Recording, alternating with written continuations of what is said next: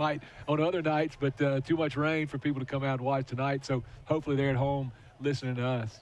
Well, here we are. We're in week 8, and tonight, the 5th game of our district schedule against what's really never been a very competitive matchup for the Eagles in the Tensas Panthers.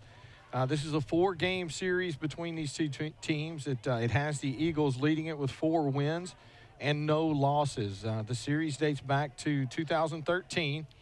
The average of the series scoring sees the Eagles winning these games by an average of 44 points. The Eagles enter tonight's contest with a record of 6-1, 4-0 in district play. Their only loss was a tough one to rival Sterlington in Week 3. The Tensas Panthers enter tonight's contest at 0-7 and 0-4 in district play, and they just hadn't been able to get it on track this evening or this season. This is a good Ouachita Christian football team here in Week 8. Need to keep it rolling tonight and get better against a team you need to beat. And hopefully get healthy as well, Saul. Yeah, this is a pretty beat-up team, David, after a very physical win last week, and have a number of a couple of guys, a couple of key players not playing tonight. Will Fitzhugh won't play tonight after he injured his knee last week, but the Eagles are hopeful that he'll be back for next week's game against St. Frederick's. And also Van David Mathern is also going to be out tonight with an injury, and we're hopeful he'll get back quickly as well. So a couple of key offensive guys in Mathern and Fitzhugh, and of course Fitzhugh is also a key defensive player as well. And so, but you know, it's a good chance for some other guys to step up and get some action in this game tonight. Well, we're about 25 minutes away from getting this game underway. Homecoming 2019 here at Fitzhugh Field, Eagle Stadium. Ouachita Christian hosting the Tensas Panthers in another district contest. We're going to take a quick break from here at Ouachita Christian. Invite you to come back and join us for more of the pregame as we get ready to kick this game off between the Eagles and the Panthers of Tensas. You're listening to Ouachita Christian Eagle football on 92.3 The Wolf.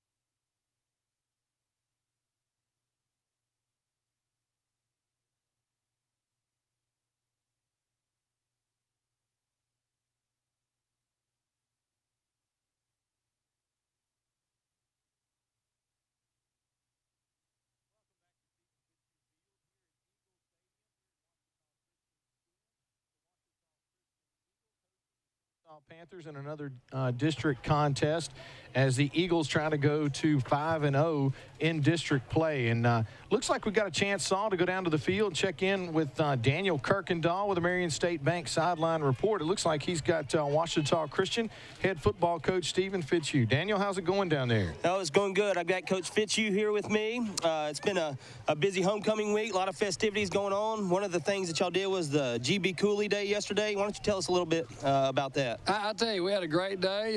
Residents from GB Cooley came out. We had a great day of football camp with them. And I'd like to say hi to our honorary captain from there for tonight's game, Will Williamson. I know he's out there listening as he does every Friday night the Eagles are playing. So I appreciate Will and all those guys and what they mean to OCS football. All right, Coach. Well, you know, the weather's not ideal tonight, but it's a good thing we have this turf field. I know you got some guys banged up. What can we expect to see, you know, with the recent injuries and the conditions playing into that? Well, one nice thing is we're not going to get muddy. That's right. And, again, this turf field has been a true blessing, and tonight's one of those nights. And man, even the homecoming corps will probably be excited about having a turf field. But we do have some guys banged up. Will Fitzhugh is out tonight, and Grant Mashaw and Bub Mathern. So just those guys kind of banged up, trying to get them healed up right now. And as we got a big game next week looming on Thursday night. And so, you know, hopefully get those guys healed up. And again, just other guys stepping up tonight. I thought we had a lot of guys step up last week in the absence of Hunter. He'll be back tonight. And so, again, with some other players, starters out, we just need guys to step up and get after it. Tensas has some very talented athletes, good speed, good athleticism, and I think it's going to be real important we try to jump on these guys early. Yeah, I agree, Coach. You definitely don't want to look ahead, but tonight, you know, you want to come out here, you want to take care of business early, and there's standing water everywhere except on this turf. So it's good to see Hunter back. You know, and I imagine Landon will be taking some snaps today. Are they going to be rotating in and out as the game progresses, or is that the plan? No, we're going to start Hunter, and again, he's able to get out there and go with things this week, and so, again, he's back healthy and well, and so, again, you know, hopefully, again, he'll get out there and have a great night, and then Landon, and he'll get some snaps there as well in the second half, and again, we're gonna get out there and get after it and try to click on all cylinders. All right, Coach. Thanks. Go Eagles. All right, thank you. All right, thanks a lot, Daniel Kirkendall, handling the sideline reporting for us tonight as Coach Sonny Vadrine on his way back from out of town, and want to thank Daniel again for stepping up and stepping into the role. We're going to take another quick break from here at Eagle Stadium, Fitzhugh Field. You're listening to Ouachita Christian Eagle football on 92.3, The Wolf. Let's go a minute and a half. 1:30.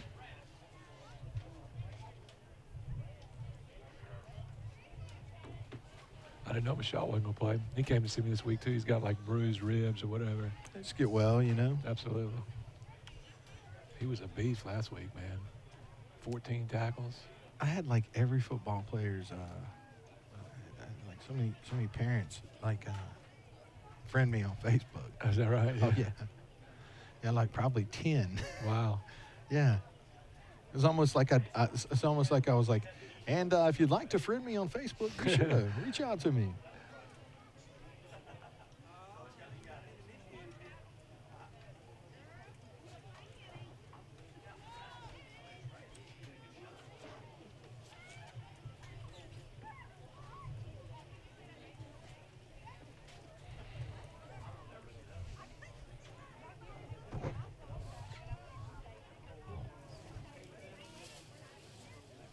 Groove E.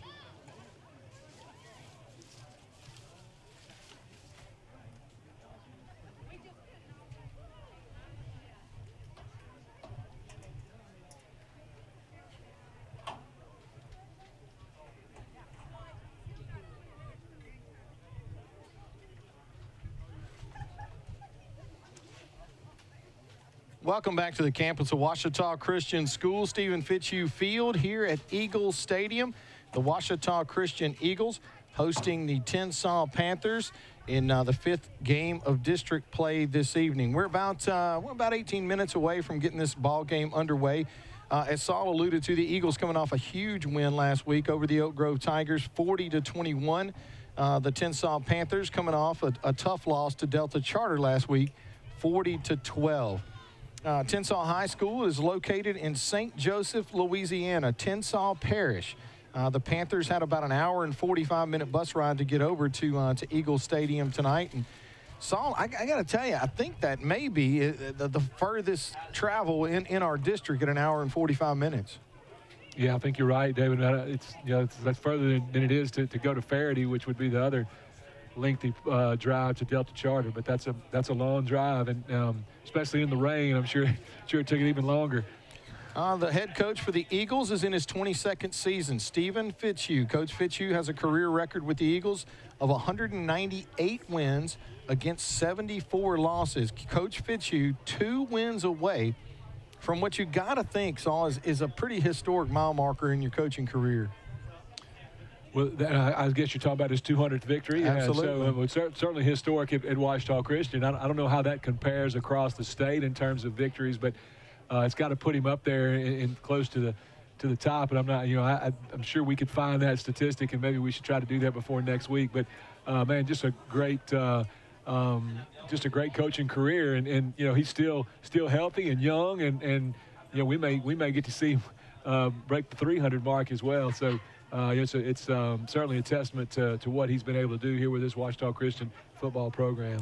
Well, the head coach for the Panthers, kind of on the opposite end of the scale, is in his 2nd season, and it's Quentin Powell. Coach Powell has a career record of 1 win against 17 losses. Coach Powell trying to pick up his first win against Ouachita Christian tonight. As we alluded to, and if you're listening to us anywhere in Northeast Louisiana, maybe in almost the entire state of Louisiana, pretty good drive and rain here at Eagle Stadium. The temperature is pretty nice, but as far as the weather conditions, pretty challenging. Let's take a minute to go down to the sideline and catch up with head softball coach Daniel Kirkendall here at Ouachita Christian, as he's stepping in for Coach Sonny Vadrine with a Marion State Bank sideline report. And Daniel, from our vantage point up here, you can see the rain, and it's almost falling down sideways at this point. But we hadn't been down there on the wet turf yet. What kind of traction? How's it feel down there? Well, this turf is there's surprisingly good traction. So you walk around on it. I think you and I were talking earlier this week about how well it does drain. I mentioned it to Coach Fitzhugh. There's standing water on the track right behind me.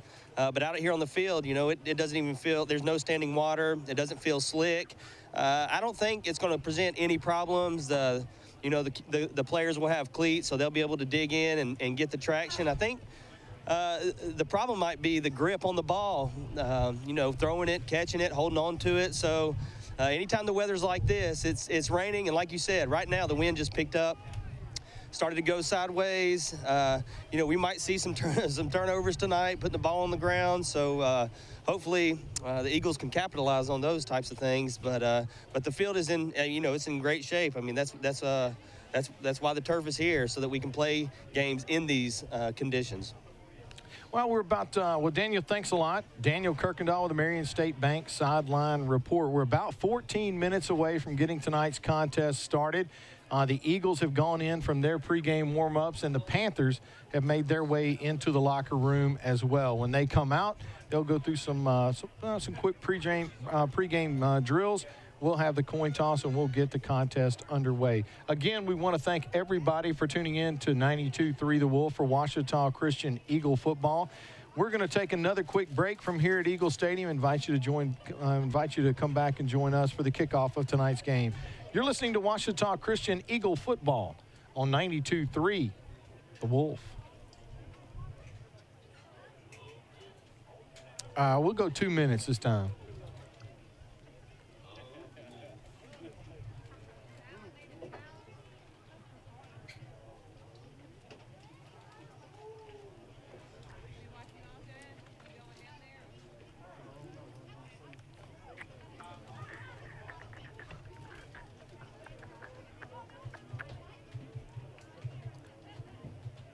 I told Coach Harper I saw this little thing, meme. It said LSU Auburn tickets, $200.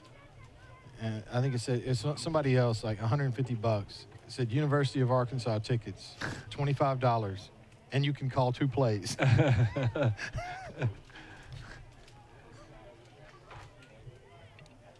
Feinbaum asked some guy today, he's the Auburn, like Auburn whatever, covers Auburn for maybe like what's it called, the yeah, I can't think of what it's called. It's the thing that everybody's going to now.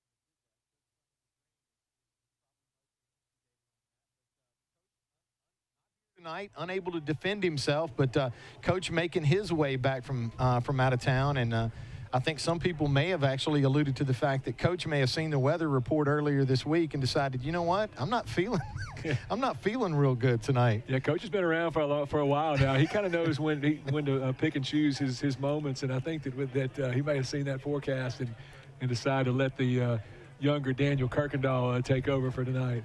Well, I was going to take a minute to just to kind of touch base with you. I know you follow it. I don't know that we have all the details pulled up as far as where things are. But right now, I mean, the Eagles, looking at the power ratings that I've seen so far, the Eagles are putting themselves in a pretty good position as far as the power ratings go. And for those of you who aren't aware, I mean, Louisiana seeds their teams and set up the brackets for the playoffs based on power ratings. And last time I checked, saw the Eagles look like they were at number 3 and potentially winning the rest of their ball games, maybe even a number 1 power rating. Yeah, and that's where they are right now, presently at number 3. And that's a little bit confusing because the up to the minute power ratings include games that were played last night. So we've got some teams that have played an extra game than we have. But right now in Division 4, Southern Lab is sitting at number 1. Interestingly, their record is 3-3. They've lost 3 ball games, but they've played a very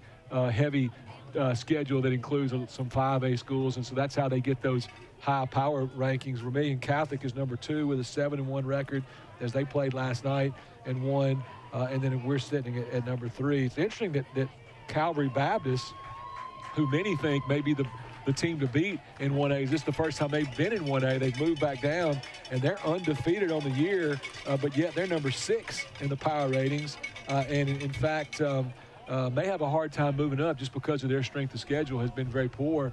But we faced them in the scrimmage, and we know how talented they are. So be interesting to see what side of the bracket we would end up in relation to Calvary Baptist. Well, the Eagles have never lost to the Tensas Panthers. I don't know exactly how the Eagles are going to win tonight. But right now, I know a guy who does because he has the keys to victory. Well, I'm going to start on offense tonight. And let's just be honest. It's a team that is not very good. They have won a game all year, and so there's probably a number of keys that we could say in regards to keys to victory. And however, I'm just going to talk about some things that I want to see us continue to improve on, and things that I think will be keys going forward as well, and us doing the things that we want to do this year. And the first thing I think is we need to have dominant offensive line play. And I think that this group is really coming together. For about 4 weeks in a row now, we've had a solid starting lineup on the offensive line with Grant Mishaw at left tackle, Casey Cobb at left guard, Andy Weatherford at center, James David Miller at right guard, and Garrett Foles at right tackle. Now tonight, Grant Mishaw won't be there playing tonight, but he's the most experienced offensive lineman and really, just quite frankly, doesn't really need the reps as much as those other guys do, as we've got, 3 sophomores in that interior. But I thought they took a big step forward last week. They had their hands full against those 2 different defensive tackles from Oak Grove, and it was tough sledding, but I thought they really played well. And I think that what I'd like to see tonight is dominant offensive line play and the ability to run the ball well. And I think it could be a big night for Dylan Dugan tonight, as he's had to give up a lot of carries this year, obviously to Will Fitzhugh, and also Hunter Herring has taken the brunt of the rushing load this year. And so I think it'll be a big night for Dylan Dugan. On defense, I think we just got to keep creating turnovers. This has just been an amazing year in terms of us turning the football over. It reminds me of those teams back in 2011, 2012, when we went undefeated a couple years in a row, and those teams were so good at creating turnovers and winning the turnover margin. And again, just to kind of give our listeners an idea of what that is coming in this game. 7 interceptions on the year by this defense and 16 fumble recoveries on the year, including 22 forced fumbles. So they forced the other team to fumble it 22 times, and they recovered at 16. So we're plus 18 on the year.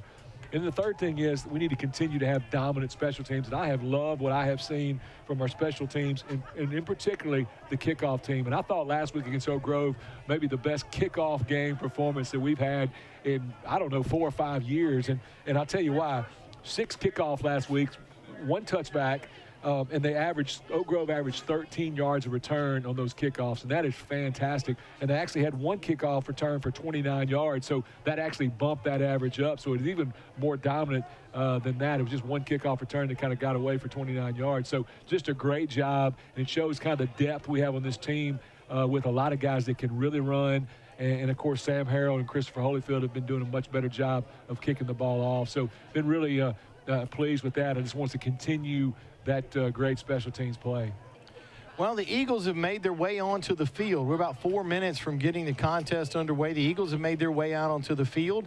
We're still waiting on the Tensas Panthers to make their way onto the field here at Eagle Stadium. The captains for both teams typically about now would be heading out for the coin toss, but it looks like the Panthers are just now making their way onto the field. And Saul, I got to say, I don't blame them. I mean, I wouldn't want to get out here any earlier than possible to get ready for the game as the Panthers make their way over. The Eagles dressed in gold pants with gold trim and gold numbers, and of course the traditional Ouachita Christian gold helmet. The Panthers come over tonight with a little North Carolina flair, as they have baby blue pants with a maroon, a dark blue stripe, and white jerseys with baby blue numbers, and a dark blue helmet, as Tensas making their way over from St. Joseph tonight. And it looks like we got some of the Tensas players that have come out, Saul, but it looks like we're still waiting on the remainder of the team. And maybe that's just the captains for the contest. Yeah, it's just tonight. the captains coming out. And interesting for the Eagles, captain for tonight is going to be Christian Gray, along with his dad, Mike Gray. It's something that Coach Fitzhugh has done, a tradition that with father-son, fathers who have sons that have played out here, they serve as captains together. So it'll be Christian Gray and former Ouachita Christian Eagle Mike Gray who will be the captains tonight. Yeah, teammate of both of ours is as Mike and Christian going out for the coin toss right now. Well, let's go down to the field for the coin toss. Check in with Daniel Kirkendall with the Marion State Bank sideline report and the coin toss tonight. Daniel, take it away. All right, they're down here shaking hands. We're about to get this coin toss underway. Here come the rest of the Tensas Panthers on their way out now. Which won the state championship in 1983 and they're doing they're going to do a ceremony on the field, a plaque for Mike Gray, it sounds like here, before we get this coin toss underway. All right. Well, thanks a lot, Daniel. We'll come back down for the coin toss as we get ready to go through a presentation for Mike and Christian as we get the rest of the Panthers on their way out. And Christian wears the same jersey on the field. Saul and I both had, I can't remember, Saul, when Mike graduated. Was he a year older than you? A year older than me, so graduated in 1984.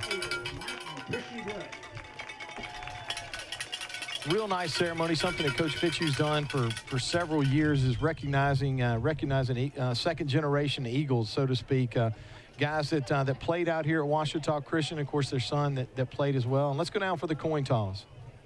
Best heads and best tails. What do you call? Tails. What did he call? He called tails. And it is tails. What's your pleasure?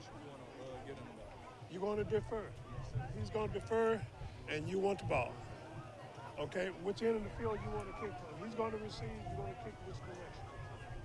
You want to kick in this direction. Okay. You turn your back to the way this. All right, Tensas has won the coin toss and have elected to defer, so the Eagles will be receiving the ball to start this game off tonight. All right, thanks a lot. Daniel Kirkendall with the Marion State Bank sideline report as we get ready to get this game underway. We're going to take another break from here at Fitzhugh Field, Eagle Stadium, as we have our invocation and national anthem. We'll invite you to come back and join us for the kickoff of tonight's contest. You're listening to Ouachita Christian Eagle football on 92.3 Wolf. Father, we thank you.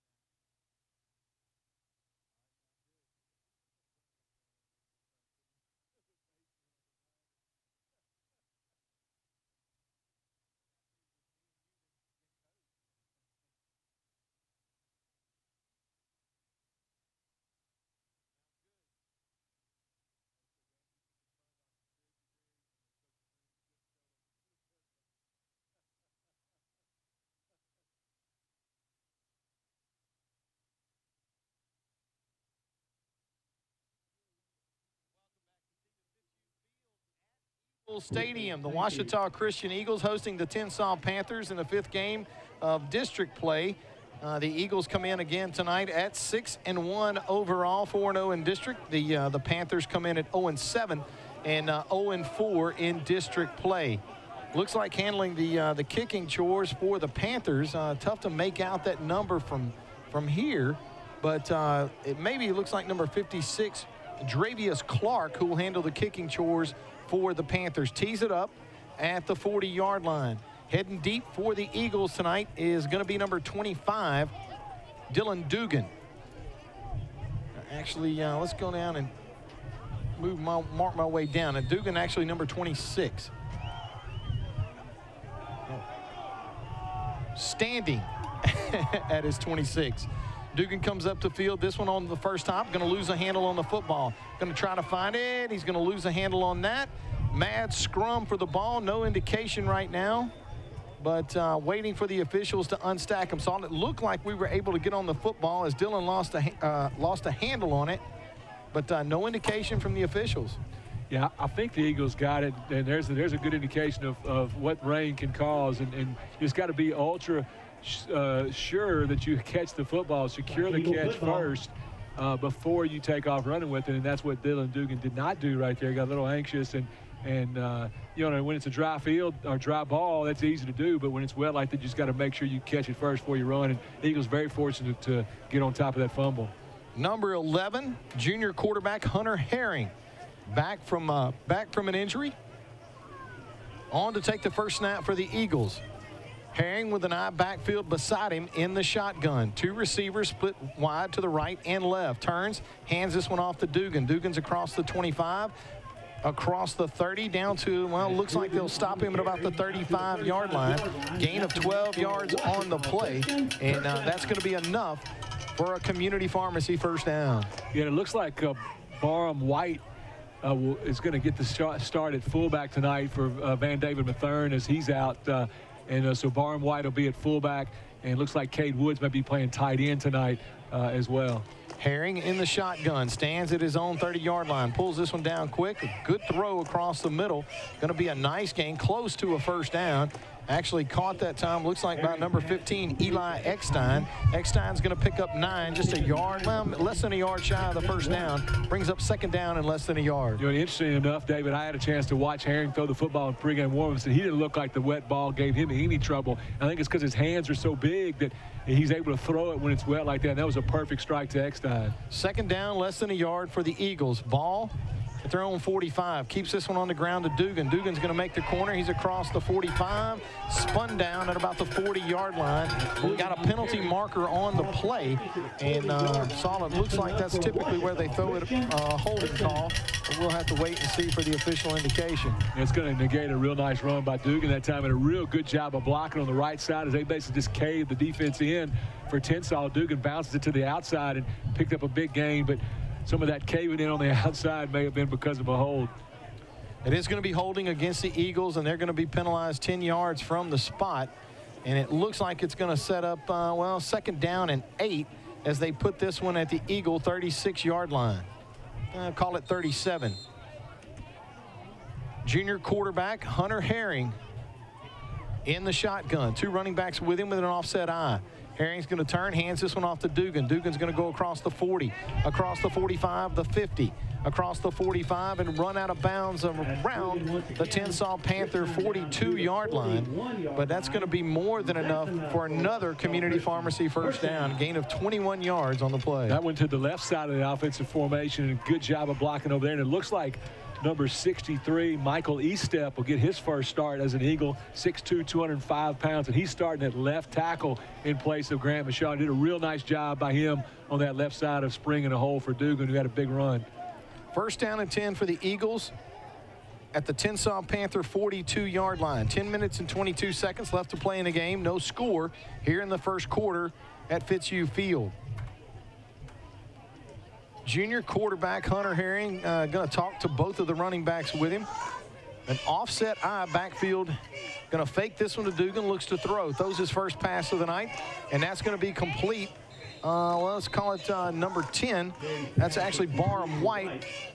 In, as you mentioned, Saul, in for an injured Bub Mathern. White's going to haul that pass in, and he's going to pick up 6 yards on the play. Yeah, and another perfect pass by Hunter Herring. Two passes tonight, 2 perfect throws, and as he puts that ball right in the middle of their chest. That's what you got to do when it's wet like that, is give those guys a good chance. Because if you throw it out and they have to reach with their hands, it's going to be real hard to catch it. And Hunter Herring with a nice throw right there. Good to see him back tonight and you know, getting right back into it where he left off after the Cedar Creek game. Second down and 4 Herring gets a good snap, turns, hands this one to Dugan. Dugan across the 45, going to be real close to a first down, depending on where they spot this one. Going to be the 30, let's call it 28-yard line of the Tensas Panthers, and that is going to be a gain of 7 yards and enough for another community pharmacy first down. And we talked about in the pregame that I thought it'd be a big chance for Dugan tonight to get a lot of carries and have a big night. And so far, you see it. He's been other than 2 plays, it's been Dugan touching the football each time. The workhorse tonight, Herring in the shotgun. Good snap. Again, he fakes to Dugan, looks to throw, and that one's going to go off the fingertips. Looking for Barham White again. That time saw not one of his better throws so far tonight. It's going to bring up 2nd down and 10 for the Eagles. Yeah, threw that ball behind him. They ran the same thing they ran before, but to the opposite formation. So this time, Herring's throwing the ball to his left, and just has to really work to get his shoulders turned, as that was really more of a mechanical issue as opposed to the ball being wet, as it was a perfect spiral, a lot of velocity on it, and you just got to put it on his chest like he's done the other 2 times tonight. That time he just threw a little behind Barham White. Second down and 10 for the Eagles. Herring sends a man in motion across the formation. That's White. Turns, hands this one to Dugan. Dugan with a seam.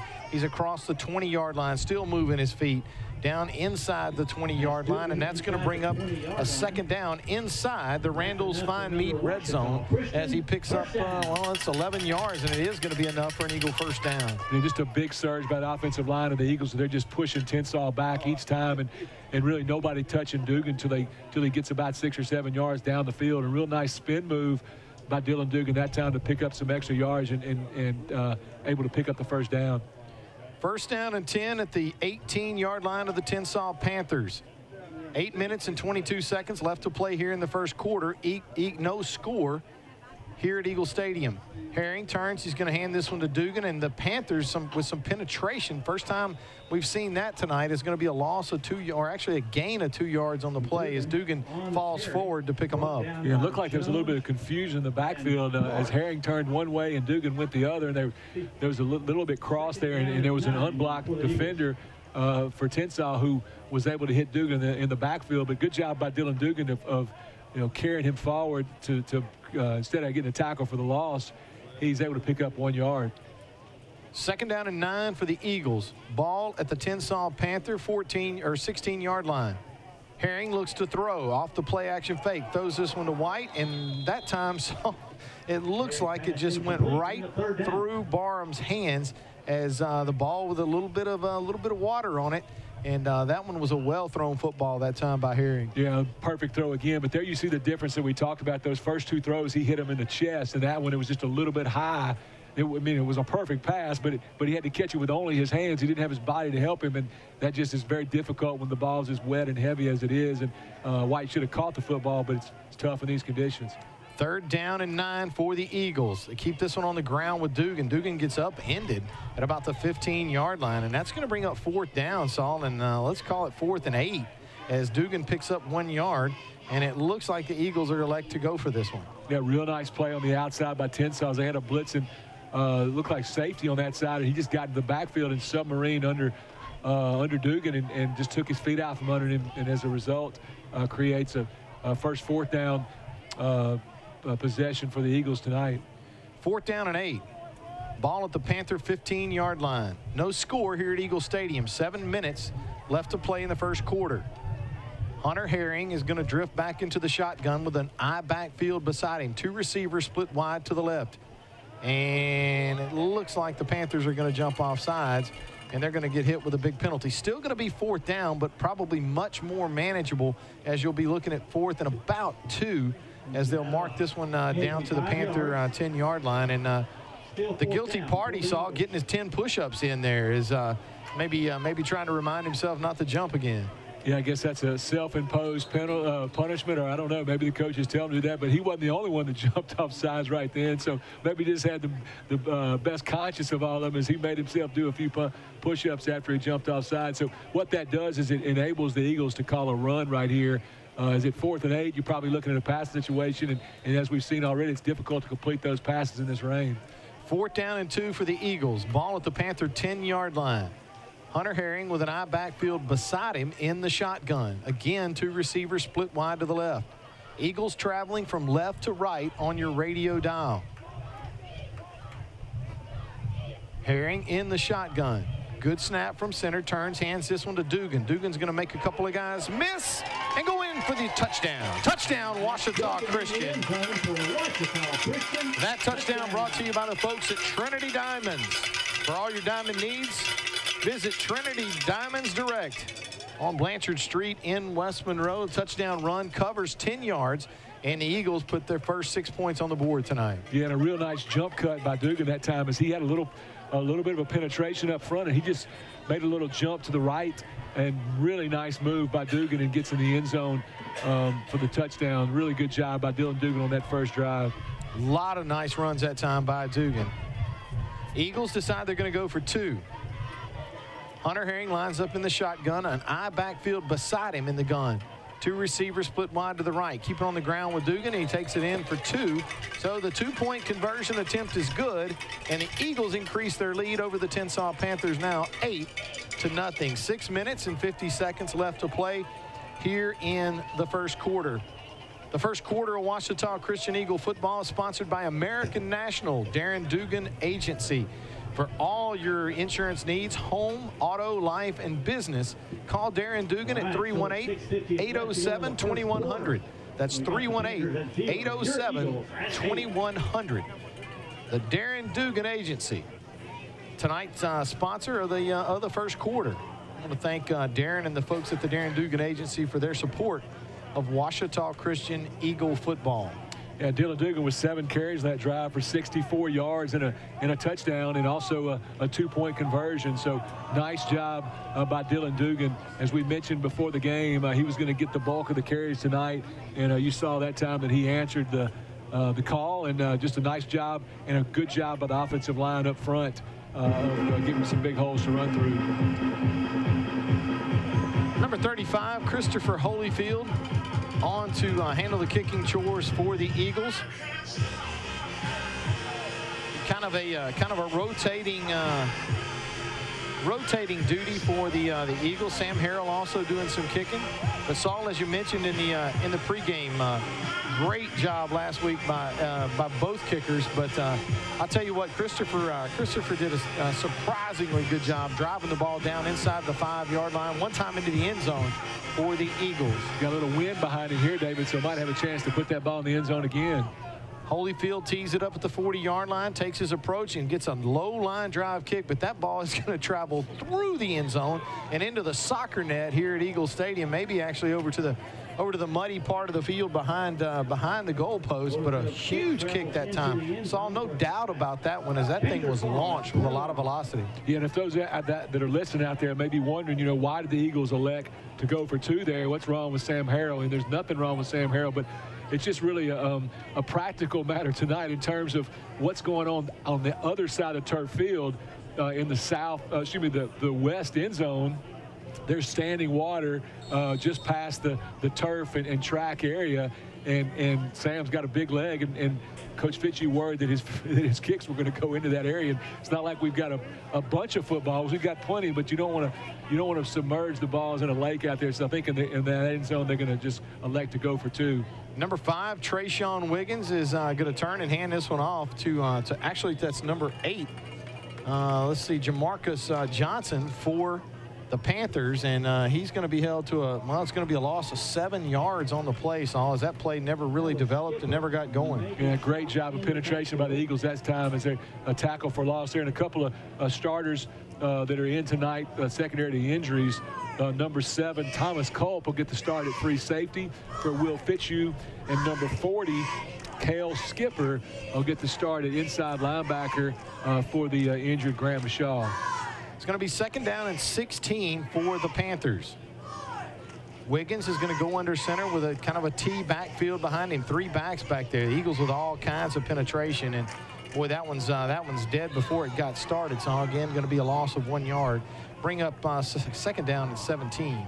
Yeah, just no chance for Tensas that time. It looked like the Eagles came with a blitz from the linebacker, and nobody picked him up. And as you mentioned, about 2 or 3 Eagles hit the Tensas players in the backfield and just nowhere to go. And again, another tackle for loss for Ouachita Christian. Stand correct. It's going to be 3rd down and 17. You run 2 plays. Yeah, it's going to be 3rd down. 3rd down and 17. for the Tensas Panthers. Ball at their own 12-yard line. Trayshawn Wiggins, senior quarterback, is going to go under center. Looks like he looks to throw, but immediate penetration by the Eagles on. He's going to be dragged down inside the 5-yard line. It's going to be another big loss for the Panthers.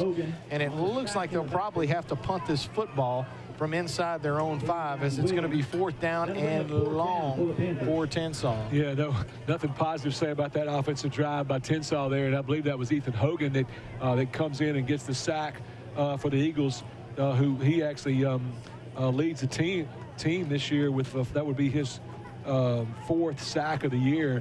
So nice job by Ethan Hogan of coming up with a big sack there on 3rd down. 4th down and 24, and the Panthers do elect to punt the football. Eli Eckstein is going to stand at the Panther 35. Low snap from center. The Eagles are not going to come after it. It's going to be a low line drive kick fielded cleanly by Eckstein at the 45. He's going to come this way across the 40, across 35 down to the 30-yard line, and that's where he'll be dropped at the 35-yard line. Let's take a minute, Saul, to go down to the sideline and check in with Daniel Kirkendall with the Marion State Bank sideline report. Daniel, how you doing down there? Well, it's I'm starting to get wet. The rain's starting to seep through my pants, but hey, that's okay. It's fun to watch this first drive by both teams. Man, our down in the trenches, the Eagles are just really establishing their dominance early in this game. So nice, easy, safe plays that they're running and able to march down the field and then have a big stop. So they're about to get back to work here. Maybe put 7 more on the board, 8 more. Thanks a lot, Daniel Kirkendall with the Marion State Bank sideline report. 1st down and 10 for the Eagles. Ball at the Tensas 30-yard line, and it looks like we're going to have a timeout on the field taken by the Tensas Panthers. We'll take a quick timeout with them. You're listening to Ouachita Christian Eagle football on 92.3 The Wolf.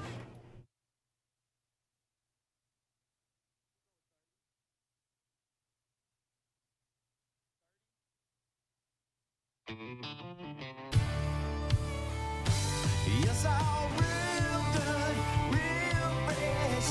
Had catfish Charlie's. It's real good, real fresh. Had catfish Charlie's. Just come on in or drive on through. Had catfish Charlie's. 'Cause it's real good, real fresh. Had catfish Charlie's, real fresh. 4 minutes and 20 seconds left to play here in the first quarter. Eagles lead 7-0. Hunter Herring back this week from an injury, leading the Eagles on the first couple of series. Herring in the shotgun, 2 running backs beside him. Going to turn, hands this one again to Dylan Dugan. Dugan's going to make the first Tensas defender miss and carry a Tensas defender for a gain of about 5 yards on the play, or actually 6. That's going to bring up 2nd down and 4. Yeah, another good hard run by Dylan Dugan. He's really done a nice job tonight in this ball game. And at that time, there wasn't quite as big a holes as we saw on that first drive. And Dugan again just making some people have to work to bring him down. So good run by the junior running back. 2nd down and 4. Ball at the Panther 24-yard line. Herring in the shotgun. Dugan joins him in the gun. Turns, hands this one to Dugan. No, he fakes it to him. He's going to run the RPO, and he's going to throw a bullet into Eli Eckstein. A heck of a catch that time by Eckstein, Saul, as he took a shot, held on to the football, and that's going to be more than enough for another community pharmacy first down. Yeah, and a great job of coverage that time by Trayshawn Wiggins, the quarterback who's also playing cornerback.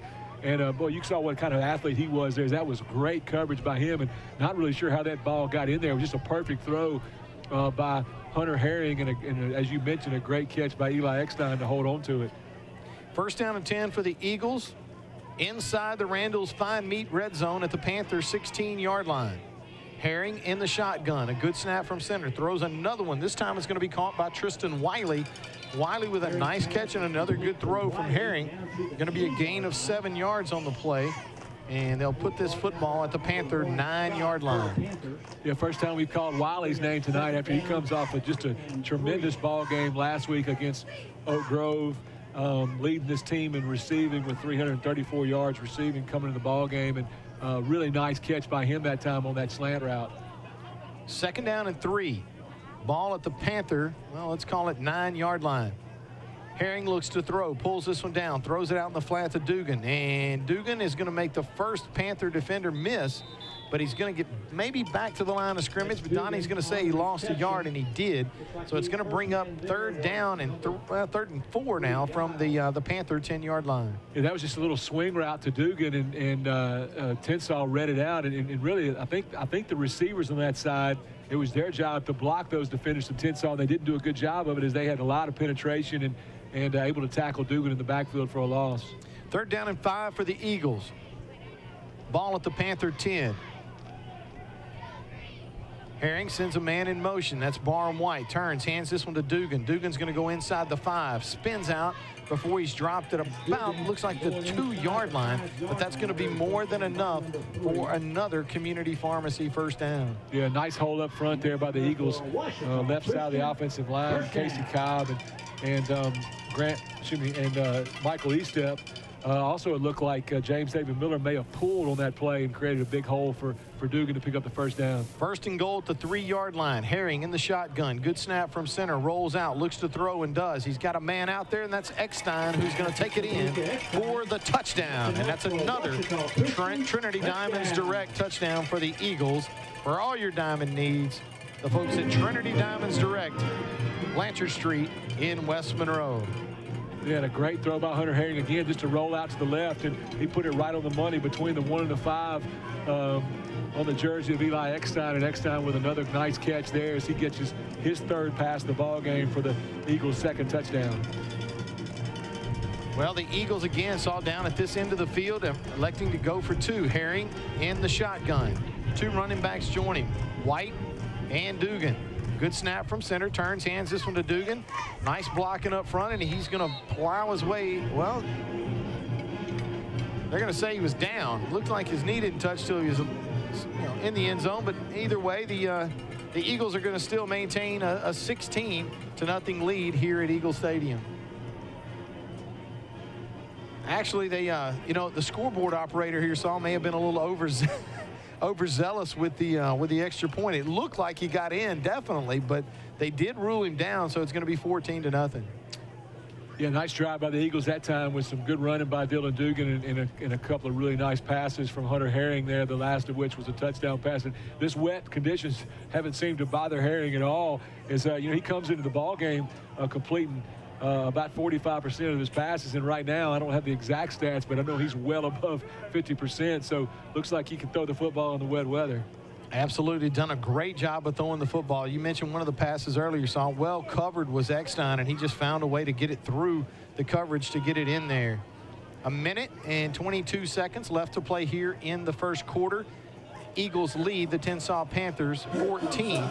I think another thing that's evident as well after watching these first 2 drives is even though Hunter Herring comes in the ball game averaging about 70 yards rushing a game and our 2nd leading rusher, I think because of the injury that he had and him coming back tonight, they just want to let him throw the football and hand the football off, not risk any kind of aggravation of his injury, and let him have another week to get ready for the game next week. Christopher Holyfield gets his leg into this on another line drive kick and another kick that's going to travel through the end zone. And Eagle fans, I just got to tell you, I mean, when we talk about these kicks, I mean, Christopher's kicking the ball. It's hitting about maybe the 10, the 5-yard line, but then taking a huge bounce as there's a ton of leg on both of the opening kicks from Christopher Holyfield. And I believe that one may have gone for the soccer net as well. That's pretty talented kickoffs there, when not only can he put it in the end zone, but also in the goal as well. Well, it'd be nice if you could pick up a bonus for putting it in there. But either way, the Panthers are going to start 1st down and 10 at their own 20-yard line. Both of the kicks traveling through the end zone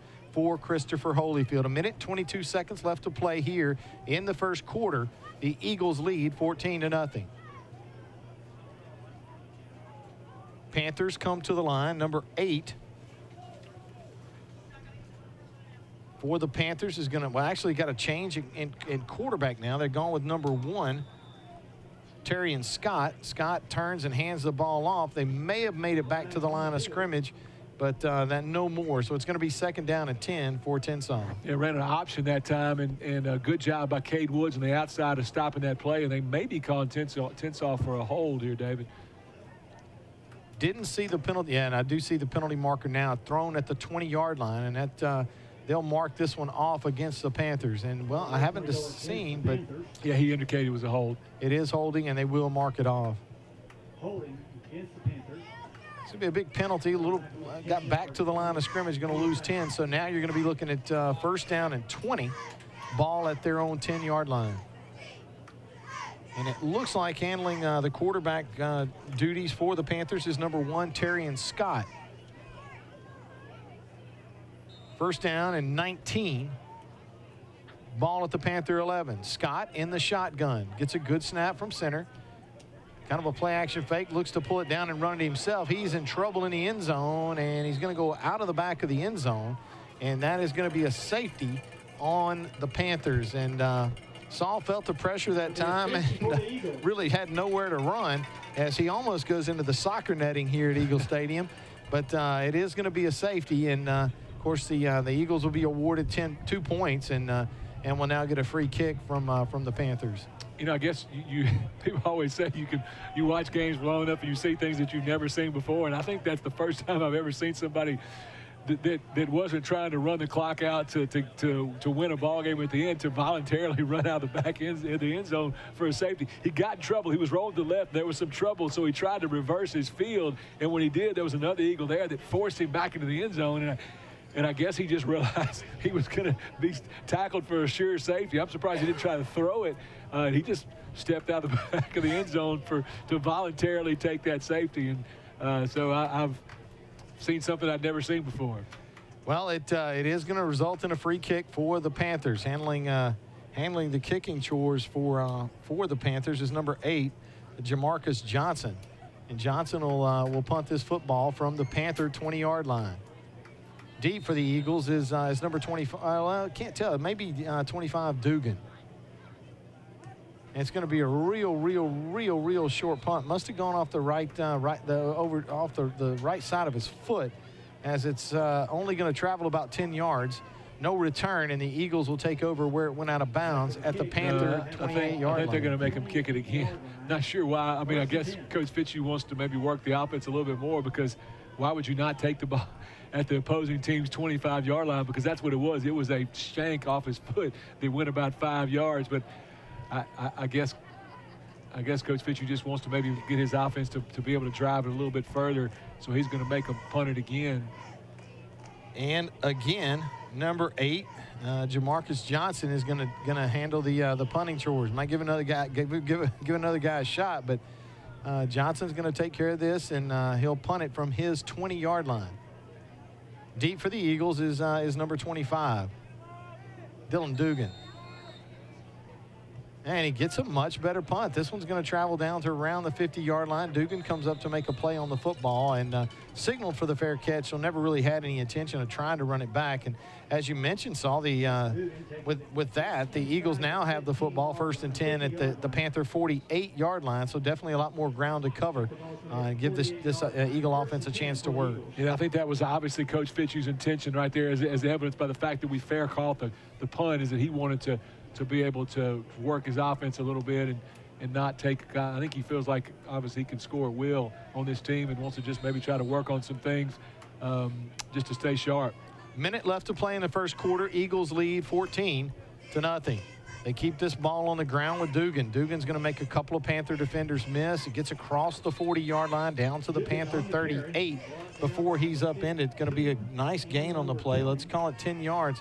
Real close to a first down, but the officials are going to mark him. It looks like they're going to mark him just short. So it's going to be 2nd down and less than a yard. Ball at the 39-yard line. Ball at the Panther 39. Hunter Herring, junior quarterback for the Eagles, in the shotgun. Dugan joins him in the gun. Sends a man in motion. That's Eckstein across the formation. Good snap from center. Looks to throw. Puts some air under this one. He's got a man downfield just over the outstretched arms that time for the Eagles as he was looking for number 5, Landon Graves, and just couldn't get it to him. Saw a little too much on it. Yeah, just trying to throw a go route to Graves, and I thought it was a pretty good pass. I thought Graves might have had a chance at it, but just couldn't catch up to it. And again, see Hunter Herring not having any trouble throwing the football in the rain. Second down, less than a yard. Or actually third down now, less than a yard. Herring operates out of the gun. 2 receivers to his left, 2 to his right. Turns, hands this one off to Dugan. Dugan with some running room. He's across the 30, across the 20, the 15, the 10, and the 5 before he's dropped at the goal line. They're going to put him down at about the 2-yard line. That's going to be more than enough for another community pharmacy first down. The Eagles will set up shop, first and goal in the Randall's Fine Meat red zone at the 2-yard line. Yeah, just a sweep to the left side that time. And again, good run by Dugan, but a great job of blocking up front. And been very impressed with Michael Eastep at left tackle and the job he's done so far tonight as he stepped in for Grant Mishaw and has really done a great job over there on the left side. Looks like Herring may try to get this play off, or he may let the clock run down. 2 seconds left to play here in the first quarter, and that is going to bring it in to the first quarter of play here at Eagles Stadium. As we get ready to start the second quarter, it's brought to you by the folks at D&H Sporting Goods. Visit D&H Sporting Goods location in Sterlington for all your Ouachita Christian Eagle gear.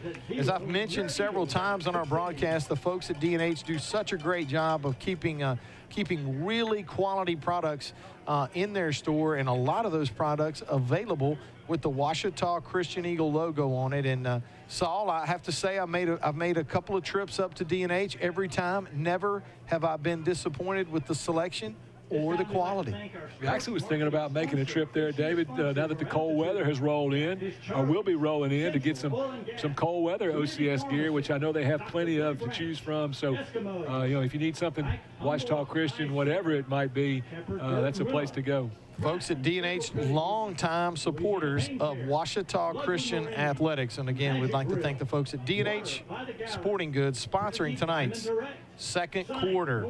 The Eagles are going to start the second quarter with the ball first down and goal at the Panther 2-yard line. 37-yard run by Dylan Dugan sets them up there as they find themselves again in the Randall's Fine Meat red zone. In that first quarter, Hunter Herring was 6 of 9 for 30 yards and 1 touchdown. Dylan Dugan with 11 carries for 123 yards in the first quarter, and also had a touchdown rushing. Eli Eckstein had 3 receptions for 19 yards and a touchdown. So good job by those guys offensively tonight in the first quarter. First down and goal for the Eagles. Actually, the ball at the Panther 4-yard line. Hunter Herring in the shotgun. 2 receivers split wide to his left and two wide to the right. Eagles now traveling from right to left on your radio dial. Sends Eckstein in motion across the formation. Looks to throw. Now he's going to pull it down. Feels a little pressure. Unloads this one. Touchdown. Caught in the back of the end zone for the Eagles by number 7, Thomas Culp. And that's going to be a touchdown for the Ouachita Christian Eagles, brought to you by the folks at Trinity Diamonds. A good job by Hunter Herring that time as they tried to hit Eckstein in the flat early, and Herring didn't like it and held on the ball and tried to find another receiver, and was able to find Thomas Culp in the back of the end zone. Actually threw it back across the field just a little bit and squeezed it in there between a couple of Tensas defenders, and Thomas Culp with his first touchdown as the Ouachita Christian Eagles. As at Ouachita Christian Eagles, he makes the TD reception. Number 1, Sam Harrell on to attempt the extra point for the Eagles. Number 2, Walker Morris to hold. And we're going to have some movement. Now we're going to have kind of a mad dash here. We got no movement. The ball just slipped out of the center's hands, and it only rolled about two yards. So the holder had to run up and pick it up and try to make something happen, and just couldn't get a handle on it. Well, let's go down to the sideline and check in with Daniel Kirkendall with the Marion State Bank sideline report. Daniel, what happened on that? He went to snap the ball, and the ball just slipped right out of his hands, and it rolled about 1 yard behind him.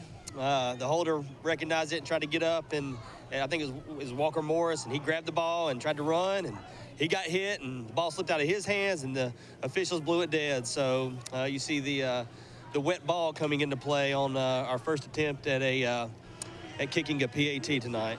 All right. Well, thanks a lot, Daniel Kirkendall with the Marion State Bank sideline report. 11 minutes and 52 seconds left to play here in the second quarter. Eagles lead 22-0. Ouachita Christian football is presented in part by the folks at Forsyth Avenue Church of Christ. Sunday worship service begins at 10 a.m., followed by a Bible class at 11:10 a.m.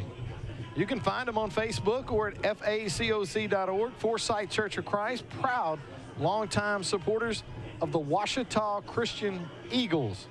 And again, thank the folks at Forsyth Avenue for their sponsorship of the Eagles.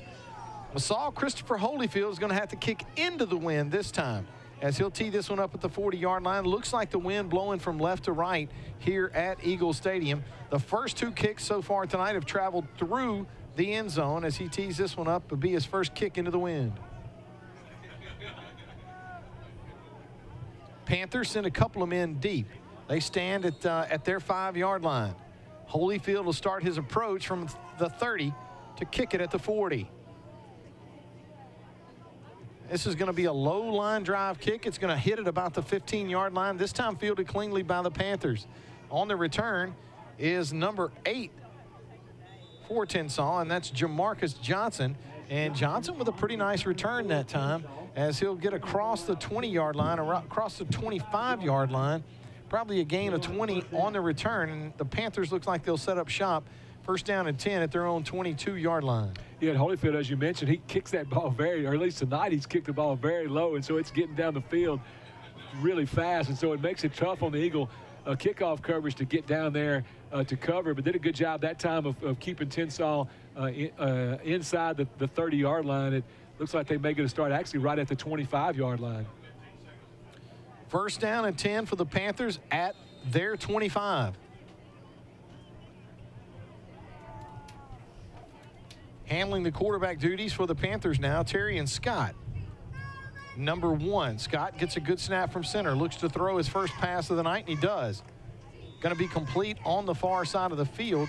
Tough to make out the number. Actually, maybe number 5, Treshawn Wiggins, as he hauls that one in for a gain of 5 yards. It's going to be second down and 5 for the Panthers. Yeah, good throw that time by Scott. Is he didn't start the game at quarterback, but he took the safety before, but that time he stands in there and makes a nice throw on the outside for I think the only positive play that Tensas had tonight so far on offense.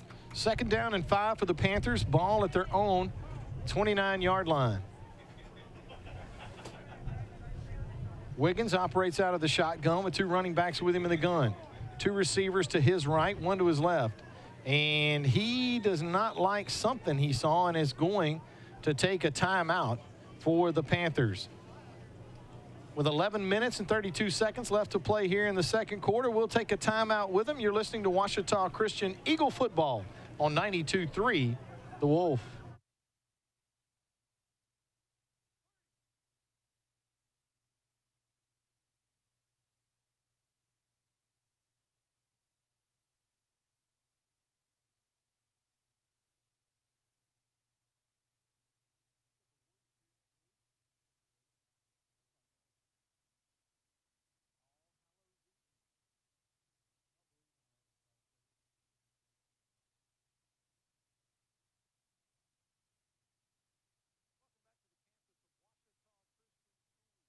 Stephen Fitzhugh Field, Eagle Stadium, homecoming 2019.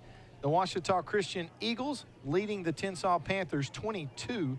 11 minutes and 36 seconds left to play here in the first half of tonight's contest. The Tensas Panthers with the ball second down and 5 at their own 29-yard line. Number 1, Terry and Scott, brings the Panthers out. 2 running backs with him in the backfield, 2 receivers split wide to his right. Scott looks to throw. He's got some time, puts this one right on to his receiver. That's actually number 3, Kedrick Giles. Giles is going to pull it in for a gain of 5 yards. Going to be real close on to the first down marker, depending on where they spot it. He may come up just a little short. Yeah, it looked like it almost threw it like a screen pass that time, as it wasn't a screen because the linemen weren't downfield blocking, and the pass actually went beyond the line of scrimmage.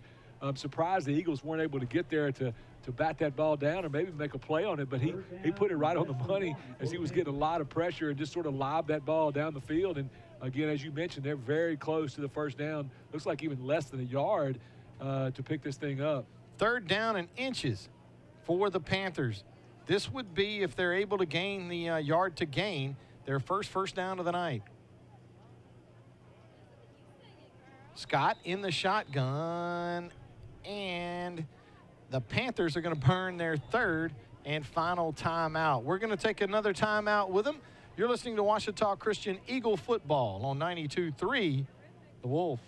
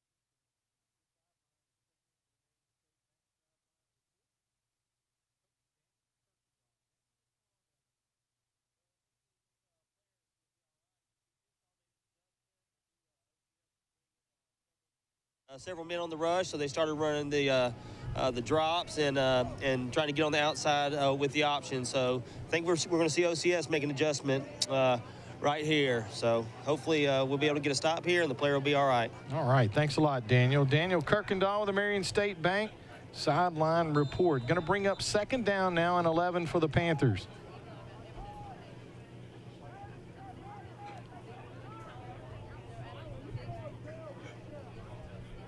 Scott in the shotgun. 2 running backs with him in the backfield. High snap from center, pulls it down. He's going to look to run this one himself, and he is not going to have anywhere to run, as there were about 4 Eagle defenders back there to make the pocket very uncomfortable for Terrion Scott. And it's going to be a loss of 8 yards on the play, and going to bring up 3rd down and 19. So and we'll give Kel Skipper credit for that sack, as again another Eagle who's filling in for an injured player comes up with a big play that time is Skipper and Christian Gray back there in the backfield to bring him down for the sack. 3rd down and 19 for the Panthers. They place this football at the Tensas 47-yard line. 7 minutes and 40 seconds left to play here in the first half. Scott in the shotgun, gets a good snap from center, looks to floats a pass out in the flat. Actually, that's going to be number 8, Jamarcus Johnson, on the reception for the Panthers. He gets some of the yardage back, Saul, but it's going to bring up a big 4th down for Tensas. Yeah, had a long way to go right there, and I think he just picked up a few yards, so it's going to bring up 4th and long for Tensas. 4th down and long, and it looks like the Panthers may actually elect to go for this one.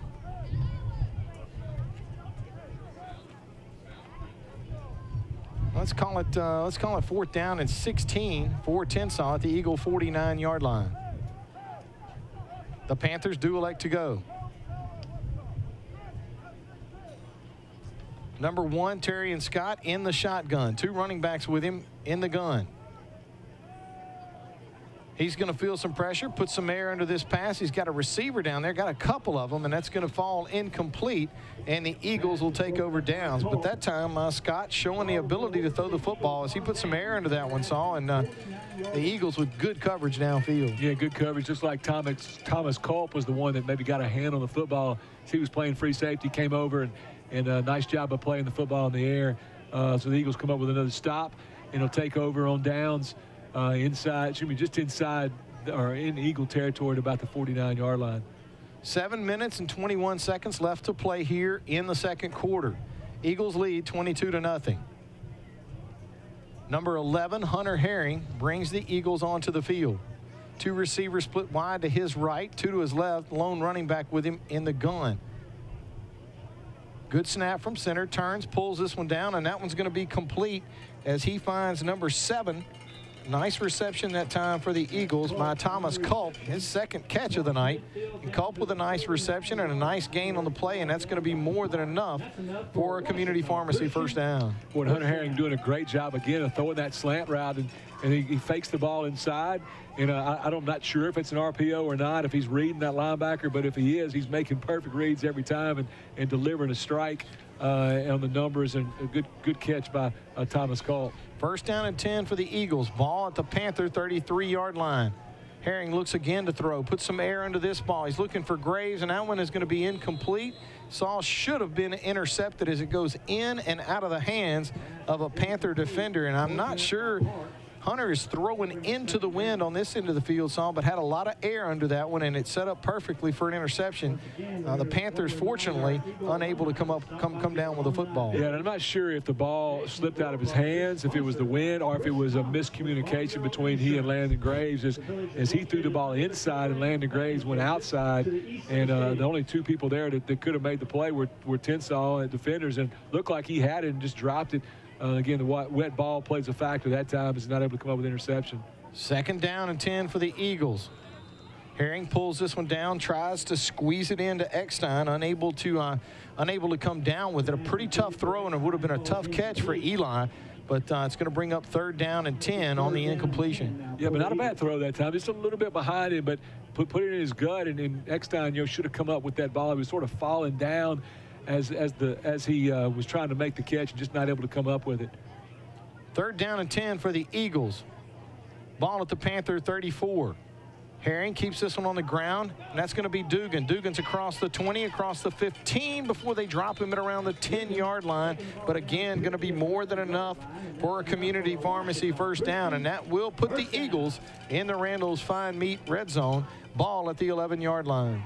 Yeah, you just got the feel that the Eagles can do that at any moment. They can just hand the ball off and get Dugan some yardage, but they're wanting to throw the football a little bit, and so that's what they've done and on this drive at the beginning. So they made a couple of throws, had a couple of other completions, and just came back and handed the ball to Dugan, and great blocking up front again, and he picks up the first down easily. Gain of 23 yards on the play. First down and goal for the Eagles at the Panther 10. Herring sends a man in motion across the formation. He's going to give it to him. And the Eagles are going to come up just shy of the goal line, as that's going to be a nice gain on the play. Chase Simmons, the ball carrier, but he's going to be stopped just short of the goal line, a gain of 9 yards on the play. Yeah, and Chase Simmons, the fastest player on the Eagle football team, track star for the Eagles, and he did a nice job that time on the speed sweep of getting around the outside, and just almost, as you mentioned, get to the end zone, but looks like he's about a 1 yard short. As the Eagles to have first and goal at the 1 yard line. Herring in the shotgun. Sends Simmons in motion again. Turns, hands this one to Simmons. Simmons, boy, he's going to come up just short. Saw as it looked like he went airborne. Looked like he was going to be able to get into the end zone, but gets upended at the goal line, and no gain on the play. And it's going to bring up second down and goal now for the Eagles at the 10-yard line. Should actually, I think, be third and goal at the 1 yard line. Yeah, and a good job and a good tackle by number 4, Clyde Reed, that time, as he read that speed sweep and went back to the other side, and he shot up the field and hits Simmons right in his thigh and just sort of flips him over and stops him short. Second and goal at the 1. Herring looks to throw. Going to roll out, pulls this one down, and that pass almost intercepted. Well, actually going to be caught in the corner of the end zone.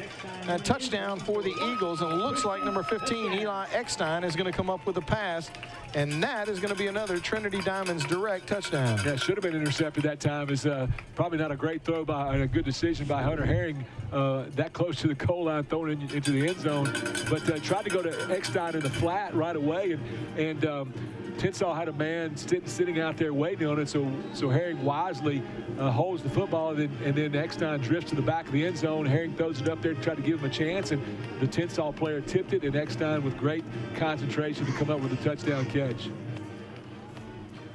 Sam Harrell on for the extra point attempt, and we're just having a tough time with it, as that one's going to carry him off one of the uprights, and the extra point attempt is no good. So the Eagles with a 28-0 lead over the Tensas Panthers with 5 minutes left to play here in the second quarter. Your Eagles have 28.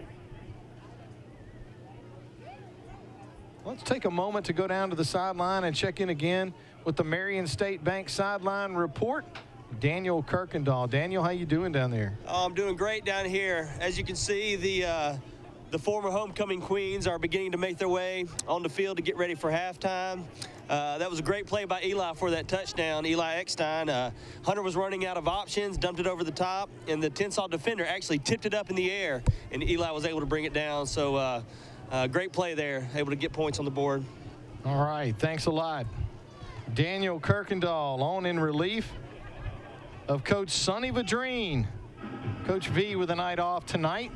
And I want to thank Daniel again for filling in for Coach V with the Marion State Bank sideline report. Sam Harrell is going to tee this one up at the 40-yard line and kick this one into the wind.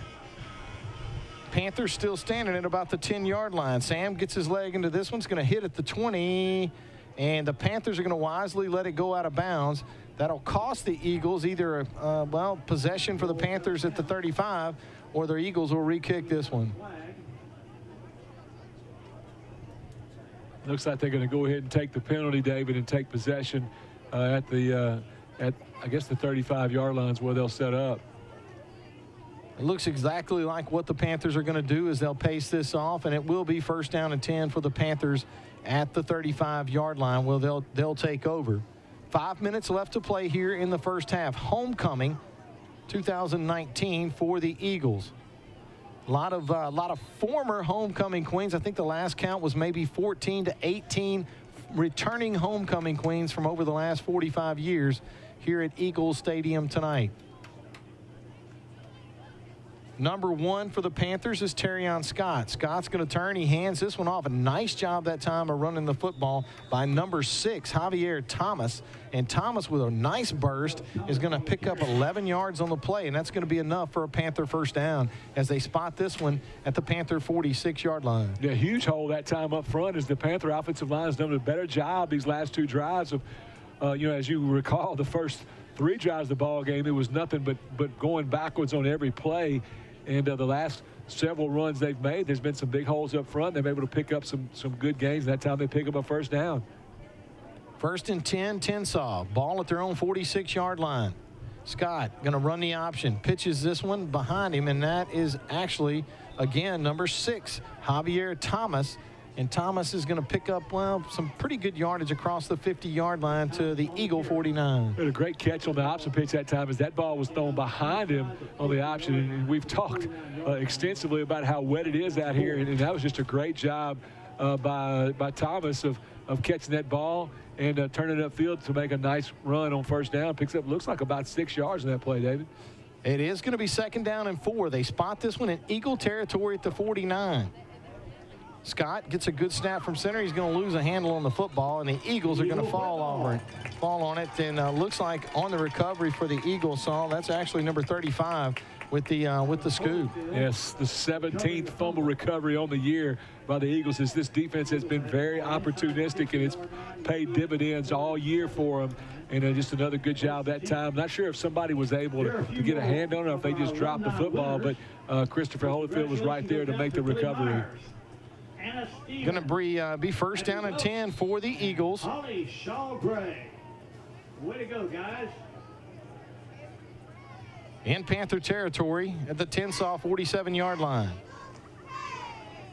1st down and 10 for the Eagles. Herring in the shotgun. Gets a good snap from center. Throws this one out in the flat. That's going to be complete to Wiley.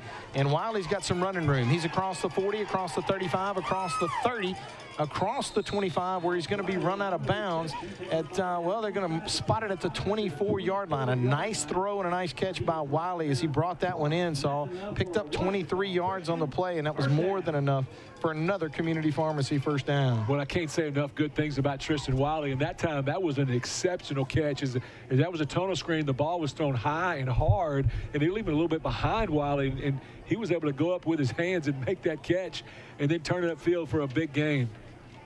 1st down and 10 for the Eagles. Ball at the Panther 24. Herring gets a good snap from center. Looks downfield for Wiley. Got him. Touchdown, Ouachita Christian. Number 3, Tristan Wiley on the receiving end of a Hunter Herring pass. Pass is good for 24 yards out, and that's another Trinity Diamonds Direct touchdown. Yeah, and right on cue, Wiley with a nice move as he runs just a little fade route, and he beat his man badly, and Hunter Herring with a really nice throw. And again, I can't overemphasize how difficult it is to throw the football in this type of weather. He's throwing into the wind in a driving rainstorm, and he's making it look easy. And just a great throw and catch that time from Hunter Herring to Tristan Wiley. Sam Harrell on to attempt the extra point. Misses his steps a little bit, but he's able to get them corrected and get the ball through the uprights. And boy, here comes the rain. Here comes the rain again, Saul. As you can see it now, it's falling sideways here at Eagle Stadium. As Harrell's kick travels through the uprights, and the Eagles go ahead 35-0 with 3:22 left to play here in the first half. Yeah, and going forward, the ability of Tristan Wiley to make big plays on the outside at the receiver position is going to just pay huge dividends for this offense. And when you have guys like Will Fitzhugh, who's so talented at running the football, catching the football, Dylan Dugan, Eli Eckstein, and then you throw Hunter Herring's ability to run the football, Landon Graves' ability to run and throw, and then you add Tristan Wiley to the mix, and it just makes this Eagle offense very, very difficult to defend. And certainly like what I saw from him last week, and he's picked up right where he left off tonight. Well, too, if you haven't had a chance to come out and watch the Eagles play, Tristan Wiley listed at 6'2", 170 pounds. So you immediately know, Saul, a 6'2" target out here on the field is somebody that you like to try and find and identify, because he's going to have an opportunity to go up and make some catches. Yeah, and he can really run too, David. You saw that on that 81-yard, or I don't know if it was 81 yards, but the long touchdown catch he had, his longest was 81 yards on the season. But against Oak Grove last week, he just ran off from those Oak Grove defenders for the touchdown in a big moment in the ball game. Christopher Holyfield's kick is going to travel down around the 10-yard line for the Eagles. On the return for the Panthers, look like that's number 8, Jamarcus Johnson. He's going to be upended, and let's call it about the 35-yard line. A nice return that time, as Johnson able to get upfield and get north and south. Picks up 24 yards on the return, so it's going to be first down and 10, Tensas. Ball at their own 20, well, let's call it 34-yard line. 3 minutes and 10 seconds left to play here in the second quarter. Eagles lead 35-0. Homecoming 2019. Terrian Scott in the shotgun for the Panthers. Gets a high snap from center, pulls it down. Now he's going to look to run. Now he looks to throw, and he does. And he's going to wisely throw that one out of bounds. And Saul, as you mentioned, that may have been a better path forward for him down there on the safety a little while ago, as just unloaded the football and lives to fight another day. Yeah, good job that time by several Eagle defenders. As it ended up being Ethan Hogan who provided the final pressure and forced him to unload the football. Second down and 10 for the Panthers.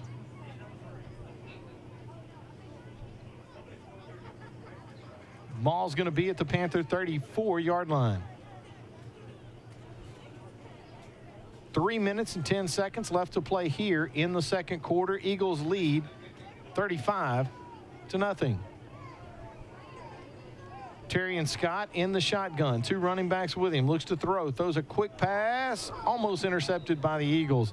He was looking for number 8, Jamarcus Johnson, and unable to reel it in. Johnson got his hand on it, tipped it up in the air. The Eagles with a chance for the pick, but it's going to be incomplete. It's going to bring up third down and 10 for Tensas. Yeah, Eli Eckstein thought he had a touchdown that time, and the ball was thrown high, and Eckstein looked like he was going to be able to catch it on the run, and the Panther receiver was able to just tip it at the last second and knock it off its path. And as a result, Eckstein tried to slide to the ground to make the interception, but couldn't quite come up with it. It may have come up a little bit gimpy that time, because it looks like he's limping around, but going to stay in the ball game.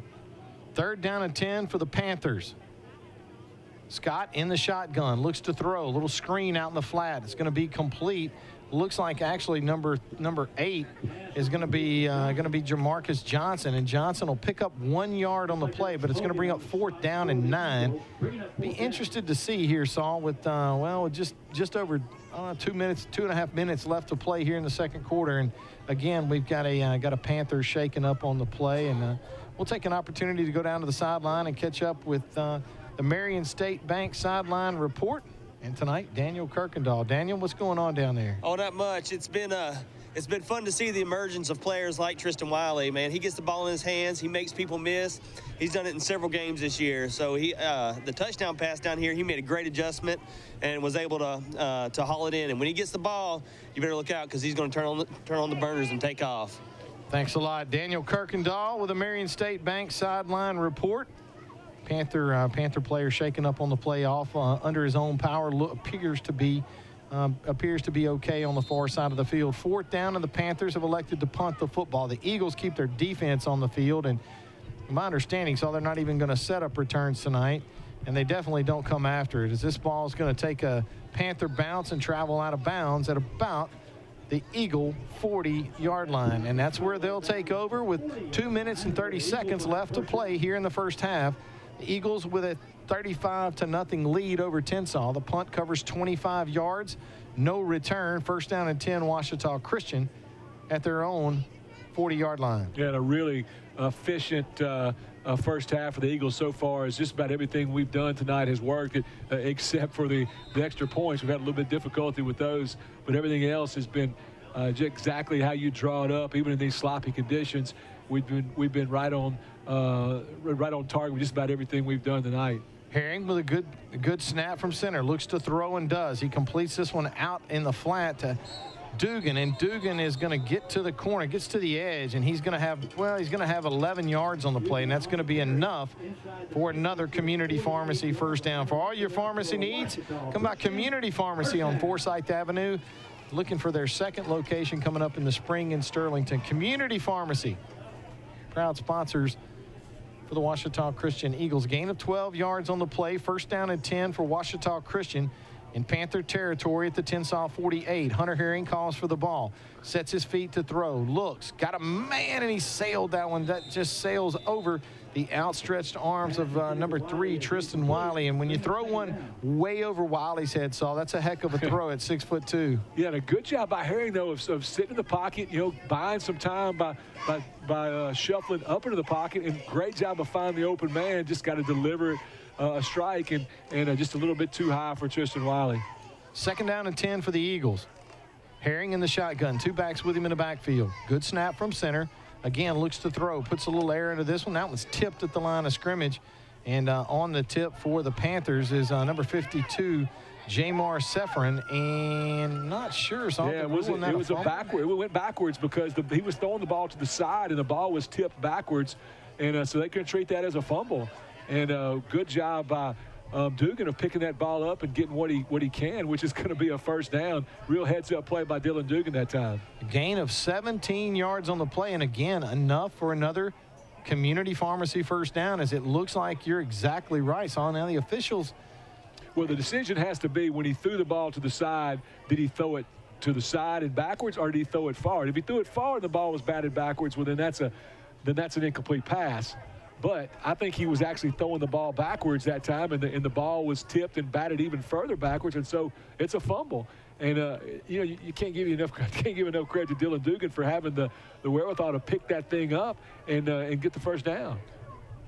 Officials definitely didn't blow it dead, so it was a live football. They treated it as such, but now it looks like after this discussion, several Eagles walking backwards, so they may actually rule this as an incompleted pass on it. Looks like that's exactly what they're going to do.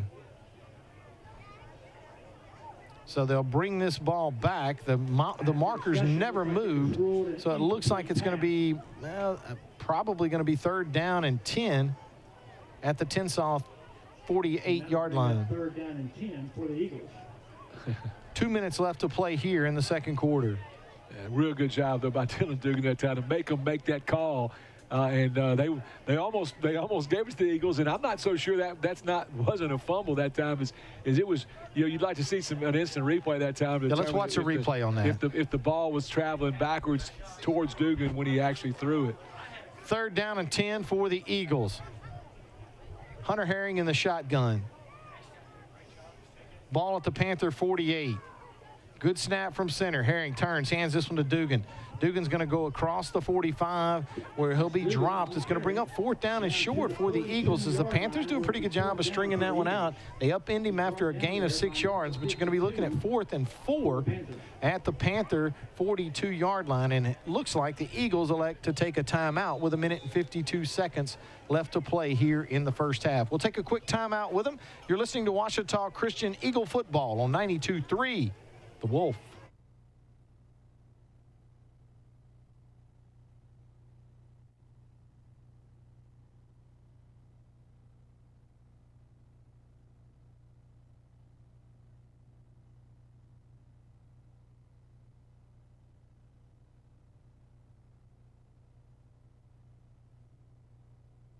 Water by the Gallon has been serving the community quality drinking water for over 14 years with the same ownership. Our purification and testing process is completed at both locations daily with no chemicals added. If you need to save money in today's economy, visit us today. Water by the Gallon, the best price in town.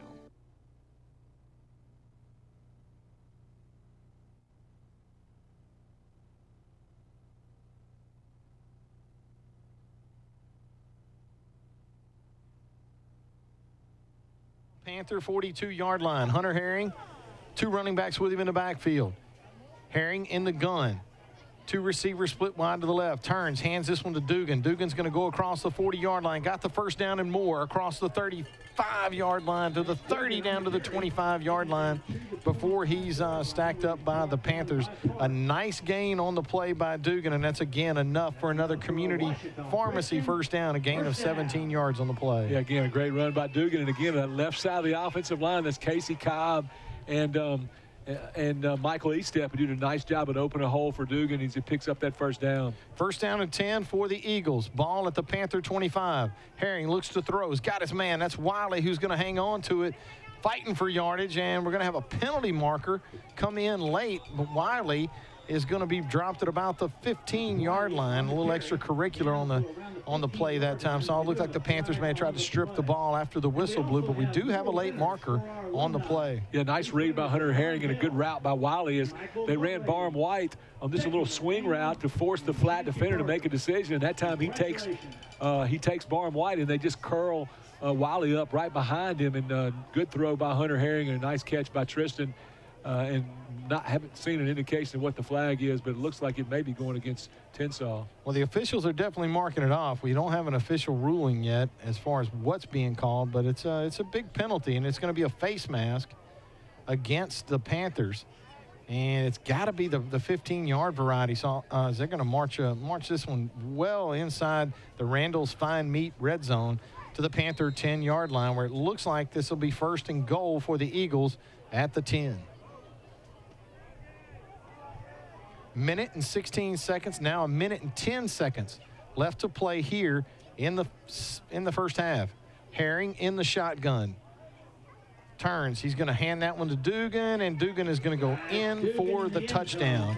As Saul, that's a nice run by Dylan Dugan. You've seen a lot of them tonight, but man, is that O-line getting after people on that play. Yeah, nobody touched him. Yeah, you're exactly right. It wasn't touched, and he goes to the end zone, and just a great job. That was on the right side of the offensive line that time. James David Miller and Garrett Folds at tackle, and then, of course, Andy Weatherford in the middle of it all at center.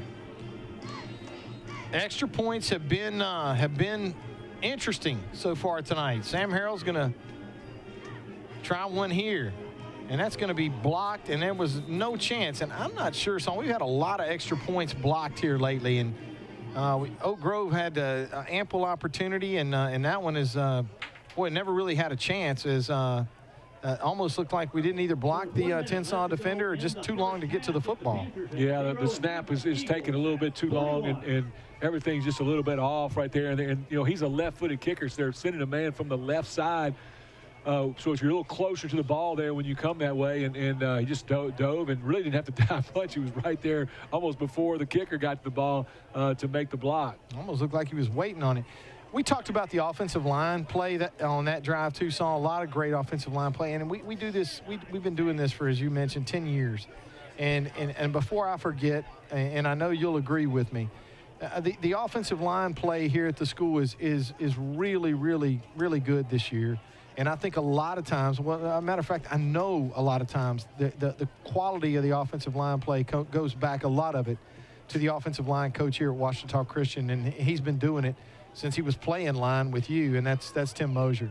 Always does a good job with these guys. Yeah, really good job. And I think that in years past, he's had some difficulty trying to find the right combination, and I think that's what's made it a little easier this year. Is he's settled in on that combination. That's been that way for about 4 or 5 weeks now, and that makes a huge difference. Is other positions that you can substitute in and out, but offensive line is one where you want your 5 guys and you want them to kind of be playing as one unit and be really in sync, and this one looks like he's doing it pretty well so far. Christopher Holyfield is going to kick this one off. It's going to be taken by the Panthers at their own 10-yard line. Nice return that time by number 6, Javier Thomas, as Thomas caught it at his 10, saw up, and looks like he's not upended till, let's call it the 34-yard line. And that's going to be a gain of 24 yards on the return. First down and 10 for the Panthers at their own 34. Yeah, real nice tackle that time by Christopher Holyfield in the open field. He's had a couple of really good tackles the last 2 kickoffs as he's kicked the ball off and he's gone down the field and made the tackle as well. 53 seconds left to play here in the first half. Eagles lead 41-14. 0. The Panthers are going to start this drive. First down and 10 at their own 34. New quarterback. Well, no, actually, Scott's going to go under center. And Scott is going to take a knee with 40 seconds left to play. And it looks like the Panthers are going to be content to go in down 41-0. As they're going to let this clock run on down. It looks like the officials have not started the 40-second clock, so I think that will be the last play of the first half here at Eagle Stadium. Going to be an eventful halftime as we'll be celebrating homecoming here at Eagle Stadium. Homecoming 2019. Play clock is not started, so they won't have to snap this football, and this should bring it in again to the first half. We want to welcome everybody to come back and join us for the halftime show, brought to you by the folks at Rocket Fast Car Wash. Welcome back to Rocket Fast. Visit Rocket Fast today. Rocket Fast, it's a blast. Come back and join us for the halftime show, brought to you by the folks at Rocket Fast Car Wash. You're listening to Ouachita Christian Eagle Football on 92.3 The Wolf.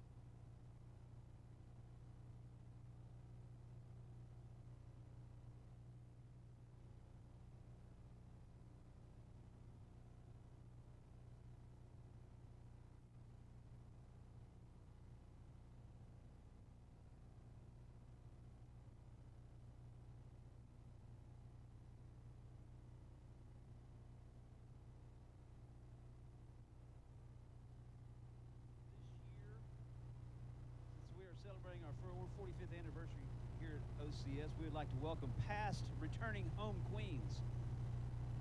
So if I could have your attention down on the east track. From 1977, the Fall Festival Queen, Lisa Davis Weeks. She is escorted by Tommy Lindsay. 1978, Jennifer Steffens Rimsberg. She is escorted by Benton and Nathaniel Rimsberg. This is her sons. 1979, Becky McDaniel. Wayne McDaniel is escorting her. This is her husband.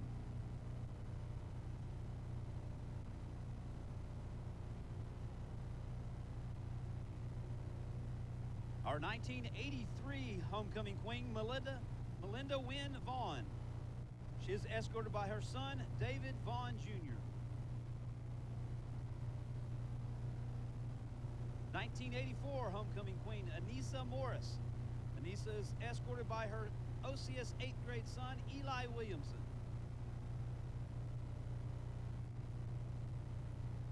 Our 1991 Angela Tomlinson Coleman. She is escorted by her husband from the class of 1990, Jay Coleman. Our 1992 homecoming queen, Andy Heller Holyfield.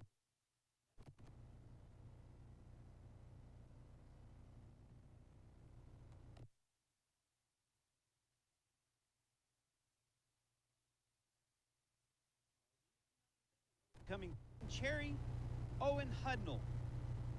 Cherry is escorted by her husband of class of 1999, Josh Hudnall, and sons Jet and Owen.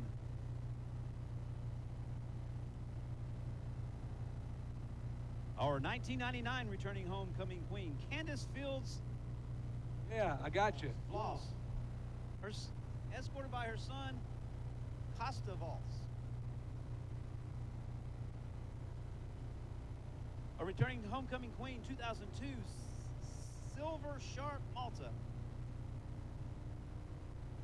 She is escorted by her husband, Anthony Malta, her pre-K son, Rhett, and Slade's, and also her son, Slade. Our 2007 homecoming queen, Anna Smith Stevens. She is escorted by her husband, who's from the class of 2006, Jake Stevens, and Shepard, her son. 2010 homecoming queen, Emily Washam Gardner. Emily is escorted by her husband from the class of 2011, Paul Michael Gardner. 2011 homecoming queen, Kristen Rippon Gilligan. Kristen is escorted by her husband from the class of 2012, Bryce. 2012 homecoming queen, Hannah Mosier Washer. She is escorted by her husband, Justin Washer.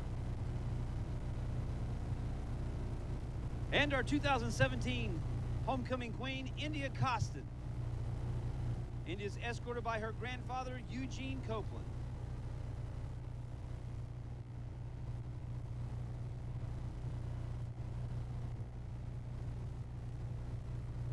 Let's hear it for our returning homecoming queens.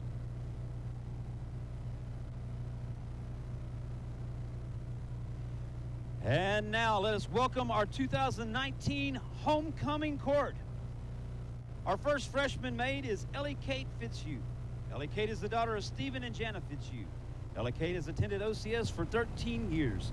She attends Jackson Street Church of Christ. The basketball player and member of the track team is escorted by her father, Coach Stephen Fitzhugh.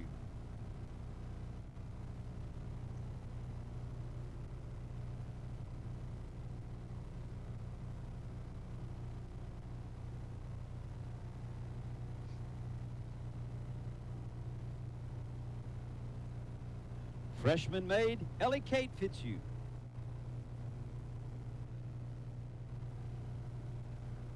Our second freshman maid is Marissa Gibson. Marissa is the daughter of Wes and Cindy Gibson. Marissa has attended OCS for 10 years. She attends North Monroe Baptist Church. The varsity basketball player is escorted by her father, Wes Gibson.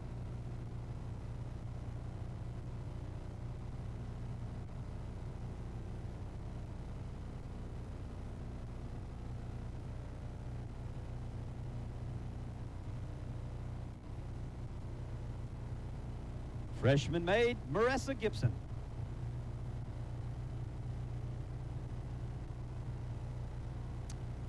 Our final freshman maid is Annadelle Melton.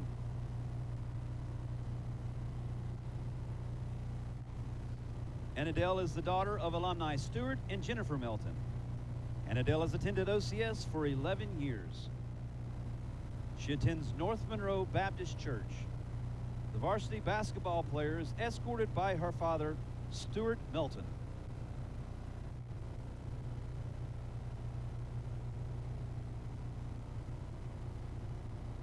Freshman maid, Annadelle Melton.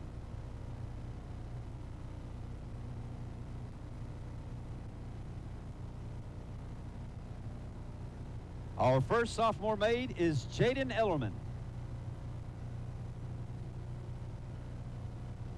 Jaden is the daughter of Jay and Patty Ellerman. Jaden has attended OCS for 13 years. She attends Alto Baptist Church.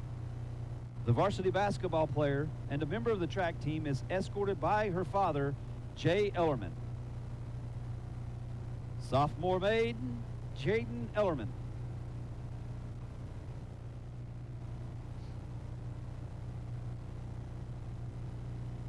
Our second sophomore maid is Larkin Morris.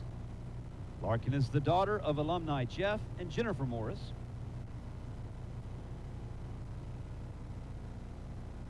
Larkin has attended OCS for 14 years. She attends First United Methodist Church. The varsity basketball player is escorted by her father, Jeffrey Morris. Sophomore maid, Larkin Morris.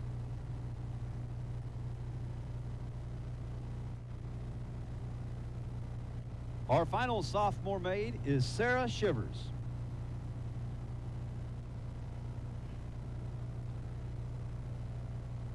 Sarah is the daughter of Jamie and Cindy Shivers. Sarah's attended OCS for 11 years. She attends United Methodist Church, First United Methodist Church. The varsity softball and basketball player and a member of the track team is escorted by her father, Jamie Shivers.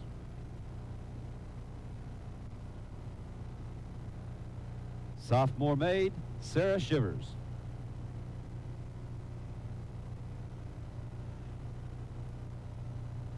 Our first junior maid is Landry Clark.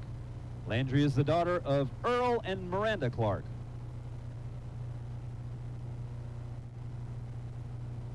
Landry has attended OCS for 12 years. She attends North Monroe Baptist Church. The varsity cheerleader is escorted by her father, Earl Clark.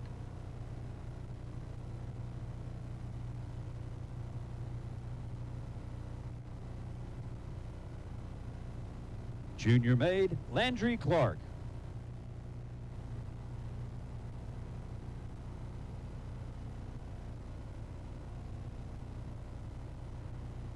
Our next junior maid is Isabel Costin.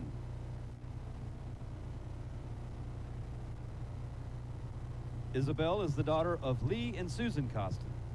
Isabel has attended OCS for 12 years. She attends Bonita Road Baptist Church. Isabel is escorted by her father, Lee Costin.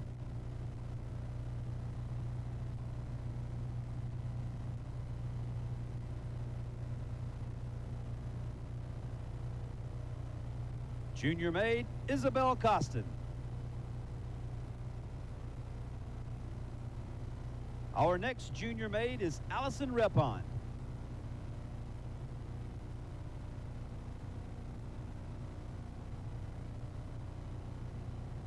Allison is the daughter of alumni David and Tyra Repon.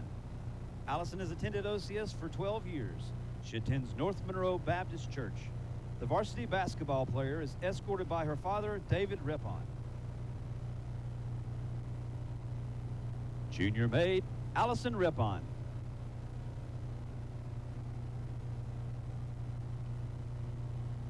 Our final junior maid is Audrey Williamson.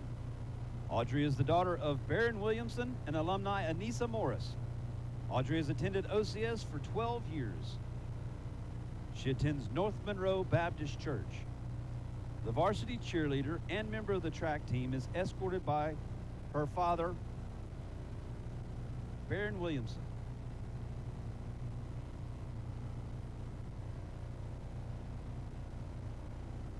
Junior maid, Audrey Williamson.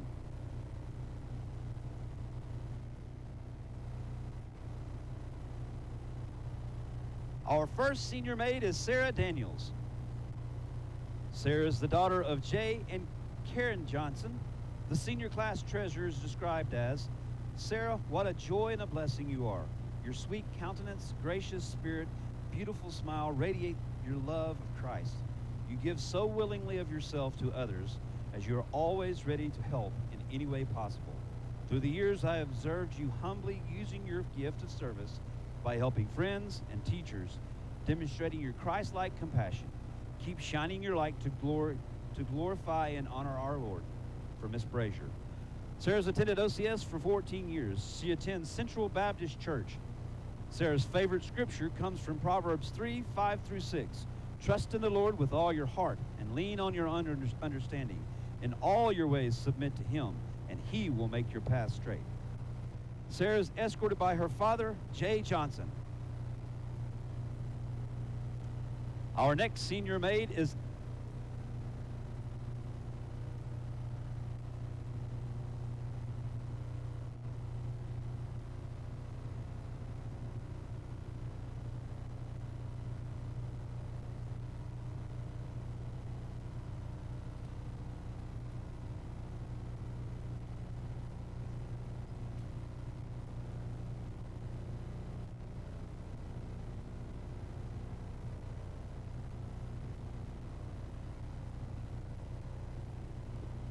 Our next senior maid is Andy Grace Melton.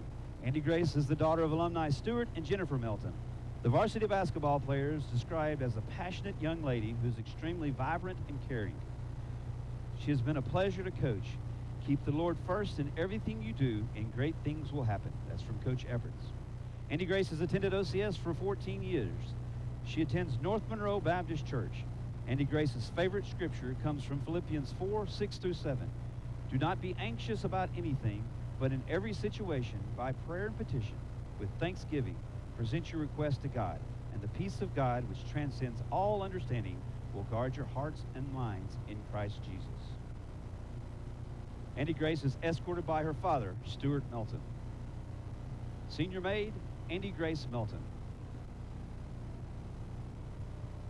Our next senior maid is Lilia Robertson. Lilia is the daughter of Dan and Hope Robertson. The president of the senior class and a member of the National Honor Society is described this way. Lilia is an amazing young woman. She is a quiet servant leader on campus and off. She is known for her kindness and compassion for others. Her work ethic is rare and unequaled on campus. I'm excited to see what the future holds for this beautiful young lady of God. She is a very special person, Ms. Stokes. Lilia has attended OCS for 12 years. She attends First United Methodist Church. Lilia's favorite scripture comes from Psalms 37:5. Commit your way to the Lord, trust in Him, and He will do this. Lilia is escorted by her father, Dan Robertson. Senior maid, Lilia Robertson.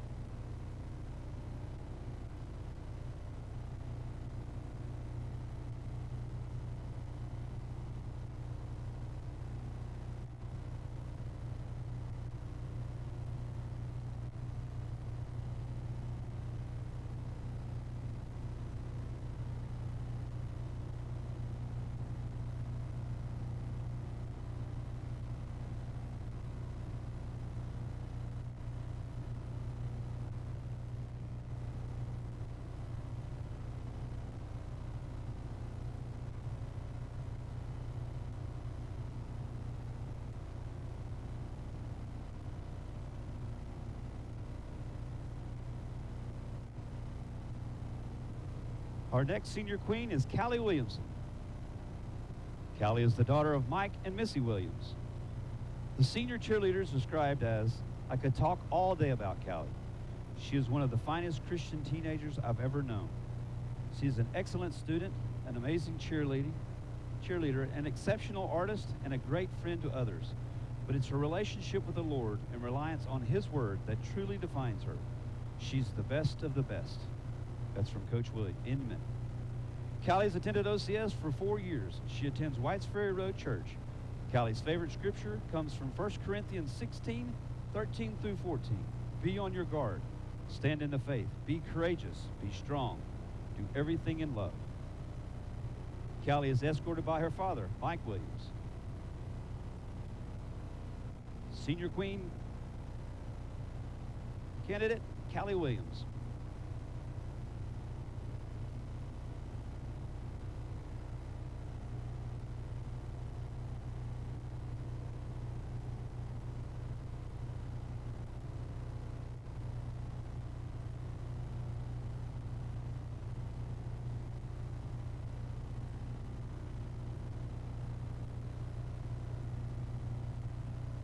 Our returning queen is Avery Cobb. Avery is the daughter of Louisiana Tech, Avery is a freshman at Louisiana Tech, majoring in kinesiology. She is the daughter of Gary and Carolyn Cobb. The former OCS player attends Farmville Church of Christ. Avery is escorted by her father, Gary Cobb. Returning queen, Avery Cobb.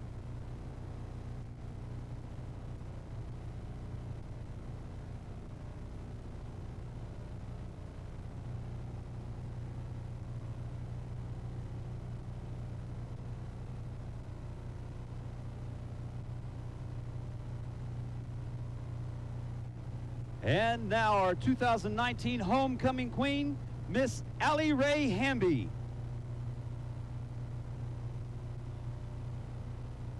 Allie Ray is the daughter of Rooster and Angela Hamby. The varsity cheerleader and senior softball and basketball player is described this way. Allie Ray Hamby is a Christian role model and leader for her peers. She has a kind, generous, and compassionate heart with a spiritual soul that is unfailingly dependable and assured. Allie Ray is beautiful, talented, enthusiastic, smart, cheerful, and kind. I cannot tell you how proud I am of you.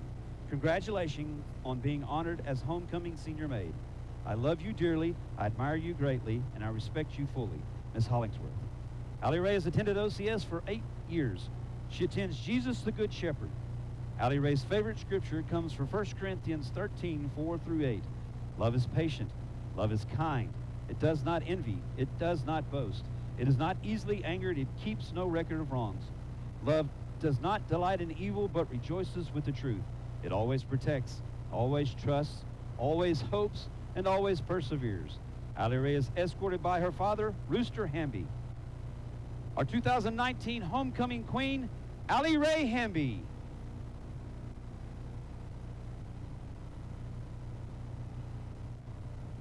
Today's attendants are Anderson Stokes, Ruby Gardner, Piper Branch, Shep Jones, Rhett Fulmer, and Rex Hudnall. They attend kindergarten at OCS. Anderson is the daughter of alumni Jared Stokes and Aaron Stokes. Ruby is the daughter of Brittany and Michael Cervantes, and alumni Paul Michael and Emily Gardner.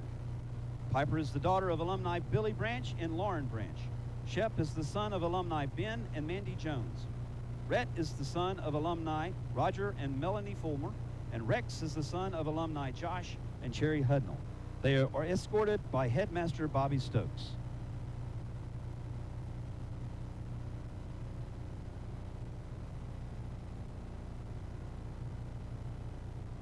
Let's hear it for our 2019 homecoming court.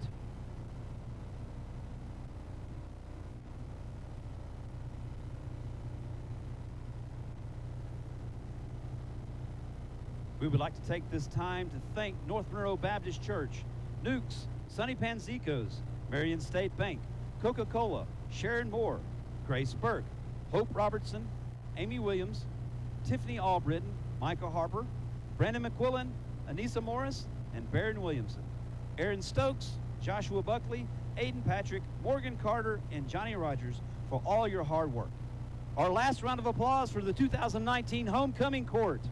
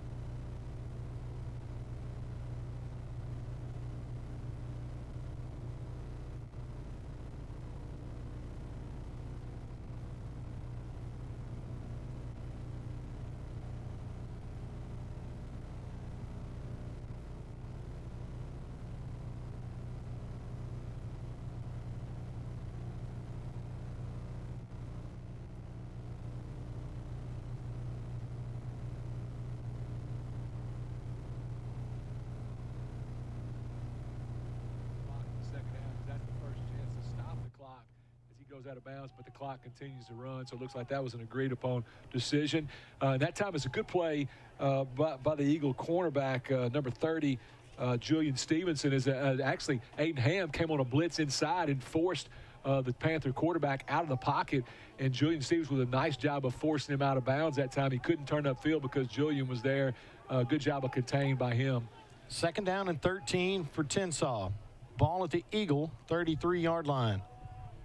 His pass is going to be thrown complete out in the flat, and that's actually going to be number 4, Claude Reed, on the reception. They're going to blow him dead, but again, it's going to be a nice gain on the play. Let's call it 5 yards. It's going to bring up, actually 8 yards with the penalty marker. It looks like the Panthers are going to set up 3rd down and 5 at, let's call it the Eagle 25-yard line. It was Walker Morris out there on the sideline with the coverage and just gave him a little bit too much cushion that time and was able to force him out of bounds short of the 1st down. So it'll be about 3rd and 5 here for the Panthers as we get this 3rd quarter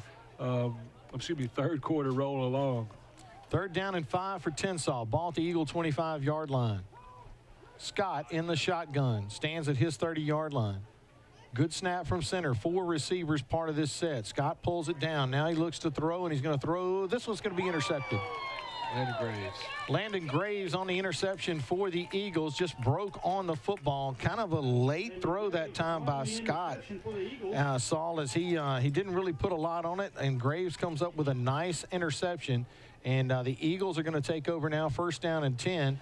Ball at their own, let's call it 24-yard line. It looks like Landon Graves will stay on the field and be the Eagle quarterback as we start this, as we have our first offensive possession here in the 3rd quarter.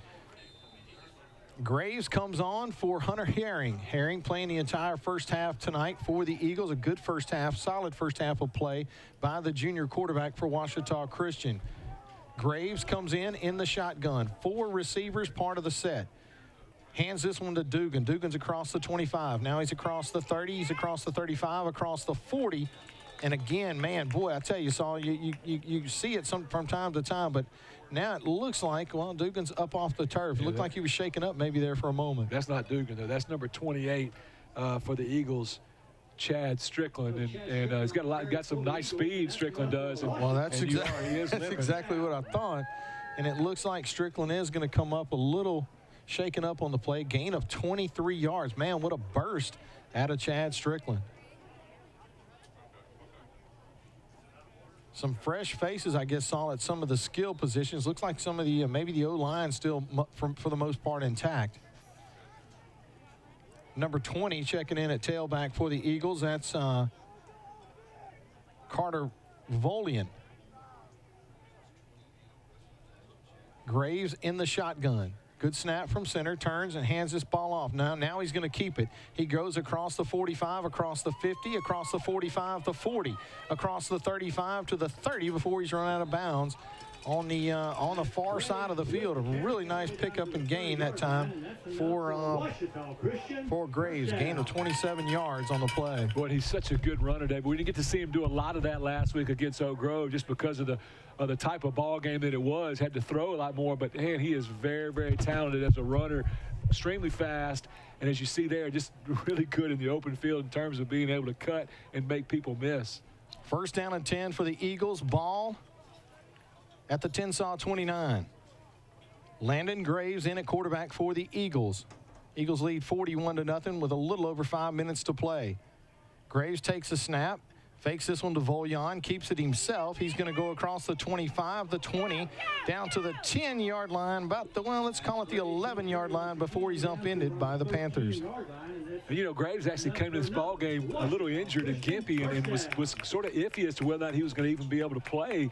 And you can see there, it doesn't look like he's very, very gimpy or injured to me. It's just some great moves in the open field as he just makes some guys for Tensas look bad in that secondary as he thought he was going to score and actually just kind of fell down on his own to keep him from getting inside the 10. That's going to be enough for another community pharmacy 1st down, and it's going to put the Eagles inside the Randall's fine meat red zone at the Panther 12-yard line. Graves in the shotgun. Voyan joins him. 2 receivers split far to the left, 1 to the right. Keeps this one on the ground to Voyan. Voyan's going to make 2 Panther defenders miss. Got back to the line of scrimmage, but he did avoid about a 6-yard loss on the play as a nice carry that time by number 20. Carter Voyan. Yeah, I think that was a designed handoff that time, as it looked like a zone read where the quarterback makes a decision about pulling the football depending on what the defensive end looked. And it was a pretty easy read. I think if it had been a read play, that Landon Graves would have definitely pulled that. But that was designed to give that ball to Voyan, and good job, as you mentioned, to get back to the line of scrimmage. Second down and goal for the Eagles. Well, second and let's call it 10 as they have this ball at the 11, and Graves' pass is going to be complete. The Eagles with a push going to be close to a touchdown. Washita Christian.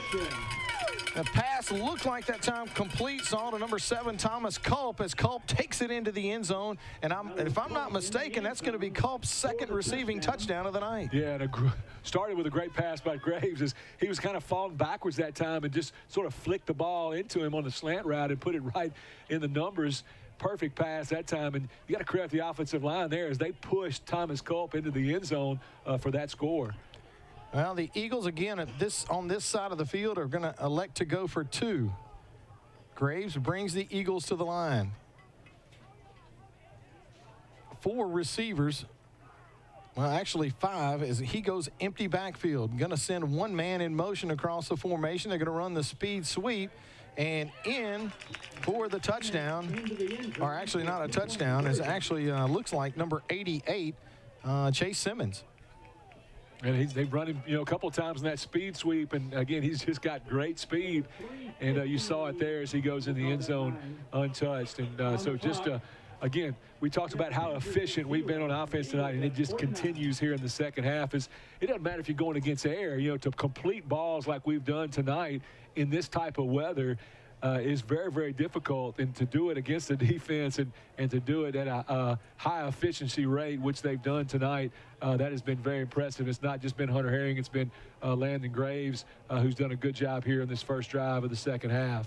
3 minutes and 59 seconds left to play here in the third quarter. Again, we'd like to thank the sponsor of tonight's third quarter, Firm Foundations Counseling.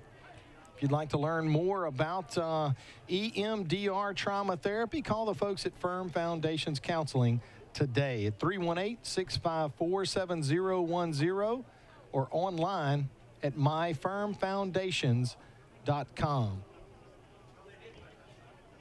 Sam Harrell comes out to handle the kicking chores for the Eagles. He'll tee this one up at the 40-yard line.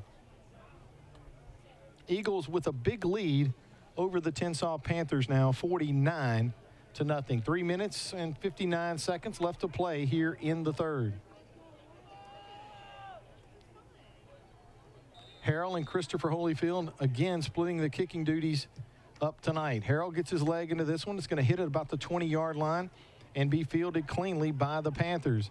On the return for Tensas, that's going to be number 8, Jamarcus Johnson. And Johnson is going to pick up a couple of yards, but another nice job by the Eagles special team as they limit him to a gain of 8 yards on the return. Yeah, good coverage that time by Cade Woods as he makes the tackle. And there's a flag thrown on the play. I'm not sure what it was, but they may be pointing against the Eagles here, and it'll be interesting to see what this call is. Well, let's go down to the sideline and check in with Daniel Kirkendall with the Marion State Bank sideline report. What you got down there, Daniel? That looked like a block in the back. I think the freshman Carter Voyan took a pretty good hit in the back there. You mentioned it stopped raining a little bit ago, and so I come walking down the sidelines, and I run into Sonny Vadrine down here, and I thought he was going to be out tonight, but as soon as it stops raining, he shows up down here. It's kind of amazing how Coach does that. He's not only it's called a veteran move. No, David. It's a veteran move. That is classic. He had to get out of the press box, but I noticed he didn't venture out that way until the rain stopped. From what I understand, Daniel, it's actually really nice outside now without the rain. Oh yeah, it's pleasant. Eagles are down here having a great time. I've been laughing with Coach Vadrine. I might get a few pointers as this game begins to wind down here. Hey, just don't listen to anything he says about referees. You just don't pay attention to anything he says about that. Just keep your mouth shut, and you'll be fine. That's right. I'll take good advice from you too, Saul. Daniel Kirkendall with the Marion State Bank sideline report. I guess we could say Daniel Kirkendall and Sonny Vadrine with the Marion State Bank sideline report. And we got a penalty marker on the play. It looks like this one's going to go against the Panthers. It's going to be actually against the Eagles, a legal participation penalty against Washita Christian.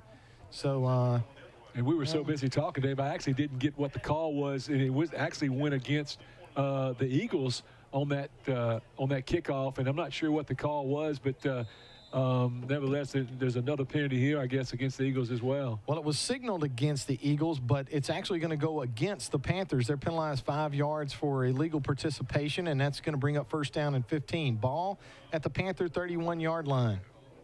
Scott's going to get a high snap from center. He pulls it down, but he throws it incomplete as he was looking for number 8, Jamarcus Johnson. And it's going to bring up second down and 15 for the Panthers. Yeah, just a high throw that time. Tried to go to the flat and just didn't really give his man a chance. Good coverage by the Eagles on the outside there. As the Eagles have most of their starters still in the ball. Well, I take that back. There's been a lot of substitutions. There's a few starters still in the ball game on defense, but for the most part, this got a lot of new players and new faces out there for this Eagle defense. Great opportunity to get some playing time. It's really these games that make a lot of fun for these younger guys getting a chance to play. Second down and 15 for the Panthers. Freshman quarterback Terrian Scott gets a good snap from center. Now he's going to roll. He's going to shuffle pass this one, forward pass though, and it's going to be incomplete as he looks to make something happen. And it's going to bring up third down and 15 as it falls incomplete. He had a good job by the quarterback there, as you mentioned. He shuffled past it, shoveled the ball forward, and made a pretty good throw. But his receiver didn't help him out there and dropped it. It's going to bring up third down and 15 for Tensas. Ball at their own 32-yard line. And here are some more of our 2 minutes winners. We have Caleb left to Mosier, play here in the third quarter. Amy Benson, and Noah Hartline. Scott in the shotgun, gets a good snap from center, throws this one complete out in the flat to Jamarcus Johnson. And Johnson is going to make the first Eagle defender miss, but then a gang tackle as Johnson does a good job moving the pile, but he's going to be well short of the first down. He picked up 2 yards, and that's going to bring up, let's call it 4th and 13 for Tensas. And it looks like Saul they'll have to punt this football. Clock continuing to run inside of 2 minutes. Now we're down to 1 minute and 25 seconds left to play here in the third quarter. Yeah, good job by this Eagle defense, and it's been a good job all year. We talked about creating turnovers has kind of been the characteristic of this team, as they just done. Even in the loss against Starlington, if you recall, 4 turnovers. We were +4 in turnover margin against Starlington and did not win the ball game, which is pretty much of an anomaly that you rarely see. But it's just been that way all year long, only giving up 17 points per game, and that average would go down after tonight. Well, the Eagles have been letting the Panthers punt the football. No rush, just kind of letting them get rid of the football. And all of a sudden, Tensas decides that they're going to, instead of punt it, try to pick it up on the ground, and it was not a good call. Saul, sometimes, as you mentioned, you get to go in at halftime, you find some things, and one of the things that I heard was we're not going to rush the punter. We're going to let them punt the football, and we are not going to set up returns. That time, we were in the full safe defense, and it didn't work out real well for Tensas. Yeah, well, the punter for Tensas didn't feel any pressure, and so he took off and run. The problem was it's 4th and 16, and the Eagles are just standing there basically playing in punt safe, so it made it easy for them to stop him, and good job by the Eagle punt team of stopping him short of the first down. First down and 10 for the Eagles.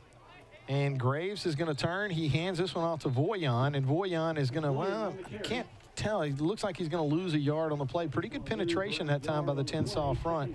As Voyan's going to lose a yard, it's going to bring up second down and 11 for the Eagles at the Panther 38 or 39-yard line. Yeah, and actually the Eagles have done a little bit of shuffle on the offensive line. Michael Estep goes from left tackle where he started the ball game, and now he's playing some center. So nice to know that he's a guy that can do a lot of different things on that offensive line and play several different positions. Avery Pilgrim is in the left guard. He was actually the starting center at one time for the Eagles earlier in the year, and a guy that's a pretty talented offensive lineman. And both of those guys, Estep and I've gone blank. That's what happens when you turn 55. I'm 52. I mean, can't even remember my name. Or your age. Avery Pilgrim was what I was trying to say. Avery Pilgrim is also provides some quality depth on that offensive line as well. Well, it's going to be second down and 12. Actually, Voyan losing 2 yards on the play, so it's going to be second down and 12 for the Eagles at the Panther 39-yard line. that brings an end to the third quarter of play as now we start the fourth quarter. And we want to thank the folks at Eagle Point Boat and RV Storage. Sponsors tonight of the fourth quarter, Eagle Point Boat and RV, located on beautiful Lake D'Arbonne in Farmerville. Proud supporter, long-time supporter of Ouachita Christian Eagle football. I want to thank the folks at Eagle Point Boat and RV Storage for their support of Eagle football here in the fourth quarter. Landon Graves brings the Eagles to the line on in relief of Hunter Herring. Herring playing the entire first half for the Eagles. Second down and 12 for Ouachita Christian at the Tensas 39. Graves takes a snap from center. Now he's got some running room. He's across the 35, across the 30, across the 25, still on his feet before he goes out of bounds at the 20-yard line. Saul, I'm going to tell you something. I'm impressed by the freshman quarterback. That was a heck of a run. Well, I mean, if you weren't impressed last week, then you certainly could be impressed tonight as well. The thing that was so impressive about last week is the quality of the team that he did it against, with the pressure that he was under, and then to throw the football as well as he did. And, I mean, he's the guy that you've got to have on the field. If he's not playing quarterback, he needs to be in there doing something, in my opinion, because he's such a threat with the ball in his hands. And also has turned out to be a pretty good cornerback for the Eagles as well. So just a real talented freshman, one that you don't see that talented freshman very often. Gain of 27 yards on the run, and it gets the Eagles into the Randall's Fine Meat red zone with a community pharmacy first down. Eagles with a nice run that time, and Saul, I couldn't make out the number of the ball carrier that time. It's actually number 20, Voyan, and Voyan with a nice 8-yard gain. It's going to set up the Eagles second down and 2 at the Panther 12. Graves in the shotgun. Voyan joins him in the gun. Two receivers split wide to the right, one to the left. Good snap from center, goes with Voyan. He's across the 10, going to be close before he's hit and slammed down at around the, well, let's call it a gain of 4.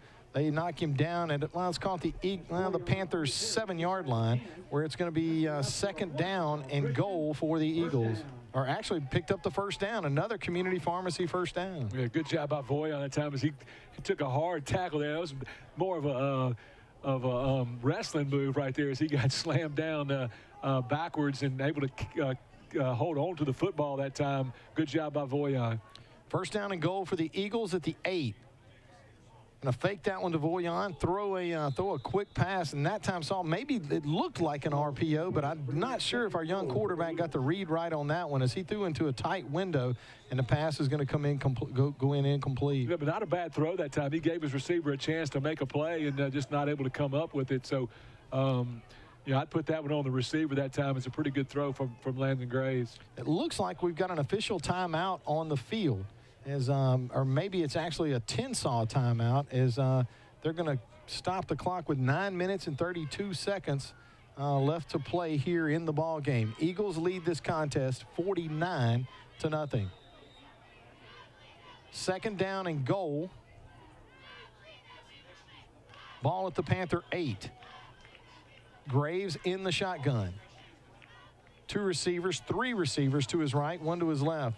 They're going to lose a handle on this one, and Graves is going to take a loss. Couldn't find the mesh point and with Voyan, and that's going to be a pretty good loss on the play. Donnie's actually going to tell us it's a loss of 6 yards. So now you're going to be looking at third down and goal from the 15-yard line. Yeah, it looked like he may have lost the handle on that one from the very beginning. Not even sure that happened on the handoff. Looked like he was sort of bobbling it before he tried to hand the football off, and so just had to fall on it that time and take the loss and to bring up a third and long here. Third down and goal from the 15. Landon Graves in the shotgun. Voyan joins him in the gun. Gets a good snap from center, goes with Voyan. Voyan across the 10-yard line. A tough run that time as he moves the pile. He'll get inside the 10, a gain of 7 yards on the play, and it's going to bring up fourth down for the Eagles. Fourth and goal at the Panther 8-yard line. Yeah, good run by Voyan that time as he hit that hole hard, and really just a nice job of running by that young running back, and a good job by the offensive line up front. And actually, Casey Cobb has slid out to left tackle now, so you got Pilgrim at left guard and Cobb at tackle. Fourth and goal. Graves is going to lose a handle on the snap. Now he's going to feel some pressure, some penetration. He's going to get dropped at the 10-yard line. He's going to lose 2 yards. and the Panthers are going to take over on downs. Yeah, that snap was just a little hard that time. It came back there like a rocket and just a little bit wide of the mark, and Graves had a hard time coming up with it, as you mentioned, and the play was sort of over before it started, and the Eagles not able to pick up the first down. And if I were, that may be the first time tonight that we've been stopped on offense. It's 7 minutes and 30 seconds left to play in the football game. And I think you're right, Saul. I can't remember another drive being well. I know we hadn't punted the football all night, and I don't remember them holding us on fourth. But the Eagles are going to lose that one, and the Panthers now take over on downs. 1st and 10 at their own 10-yard line, with just right at 7 minutes left to play in the ball game. The Eagles lead this contest 49-0. Terry and Scott in the shotgun for the Panthers. Good snap from center, and he looks to throw. He's going to fire this one out in the flat, and it's going to go in and out of the hands of number 8, Jamarcus Johnson. And that's going to bring up 2nd down and 10 for Tensas. It looks like the rain's starting to come back here into Eagle Stadium, and shouldn't be long before Coach Madrin gets back up here in the press box, right? Well, you'd hate to see him out there exposed in the elements. It's going to bring up 2nd down and 10 for Tensas. We'll have to go down to the sideline in a minute. Check in with Daniel Kirkendall with the Marion State Bank sideline report when we get a minute. And the play clock down to 10 seconds, and Tensas not even on the ball yet. Now we're at 6, and looks like they're going to have to hurry to get this snap off as Scott sets up in the shotgun. Freshman quarterback Terry and Scott looks to unload this one, and does. He's got a receiver out in the flat. A nice move in open space is going to be a 1st down. And again, that's a nice move by Jamarcus Johnson. Johnson's going to pick up more than enough as he needed 10. He picked up 13. It's going to be 1st down and 10 for Tensas as they spot this at about the Panther 23-yard line. I tell you, it's been a very impressive performance by the Eagles tonight. You know, I mean, nobody had any doubts that we were going to win this football game. And I mean, we talked about it at the beginning of the ball game. That was never in doubt. But what you want to see is you come out here and play as good a game as you possibly can, and it's almost as bad a conditions as you possibly can see. And I've been just very impressed with what I've seen from the Eagles tonight, just picking up on where they left off last week in that victory over Oak Grove. Scott is going to throw another one out in the flat, and that one again is going to be complete to number 8, that time Jamarcus Johnson. And Johnson is going to pick up, again, positive yardage on the far side of the field, more than enough for another Tensas Panther 1st down. And Saul, what do you think as far as the percentages now on the Eagle defense as far as starters are in? Yeah, I look out there right now. I don't know that I see a single starter in the ball game right now. So that would be 0%, I believe. Aiden Ham was still in there a while ago. Christopher Holyfield was in there, but they're no longer in the ball game. And it looks like it's entirely well, I take that back. Thomas Culp is in the ball game, and he started the game tonight at safety for the injured Will Fitzhugh.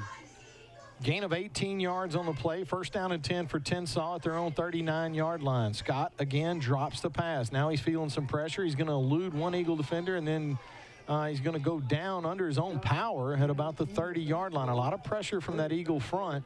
He's going to lose a ton of yardage, actually 9 yards on the play, and that's going to bring up 2nd down and 19 for Tensas, and ball now back at their own 30-yard line. 4 minutes left to play in the game. Yeah, good job by Carson McCoy that time as he was back in the backfield. Didn't actually make the tackle, but forced the sack that time as because of his presence. Quarterback tried to cut the ball upfield. His feet came out from underneath him and fell, and give McCoy a credit for a sack. 2nd down and 19 for the Panthers. Scott is going to fake this, and now he's going to run the option. Pitches that one off to number 3, Claude Reed. Reed is going to get, he's going to get a big chunk of the 9 yards they lost on the sack back, but it's going to bring up a gain of 8. So you're going to be looking at, 3rd down and 11 for Tensas. Yeah, a good tackle that time by Porter Ratliff, who's in the ball game at safety. Both he and Thomas Culp come up from their safety position. Ratliff got there first, made a nice tackle in the open field. 3rd down and 11 for Tensas. 3 minutes and some change to play in this ball game. Ball at their own 39-yard line. Freshman quarterback Terry and Scott in the gun.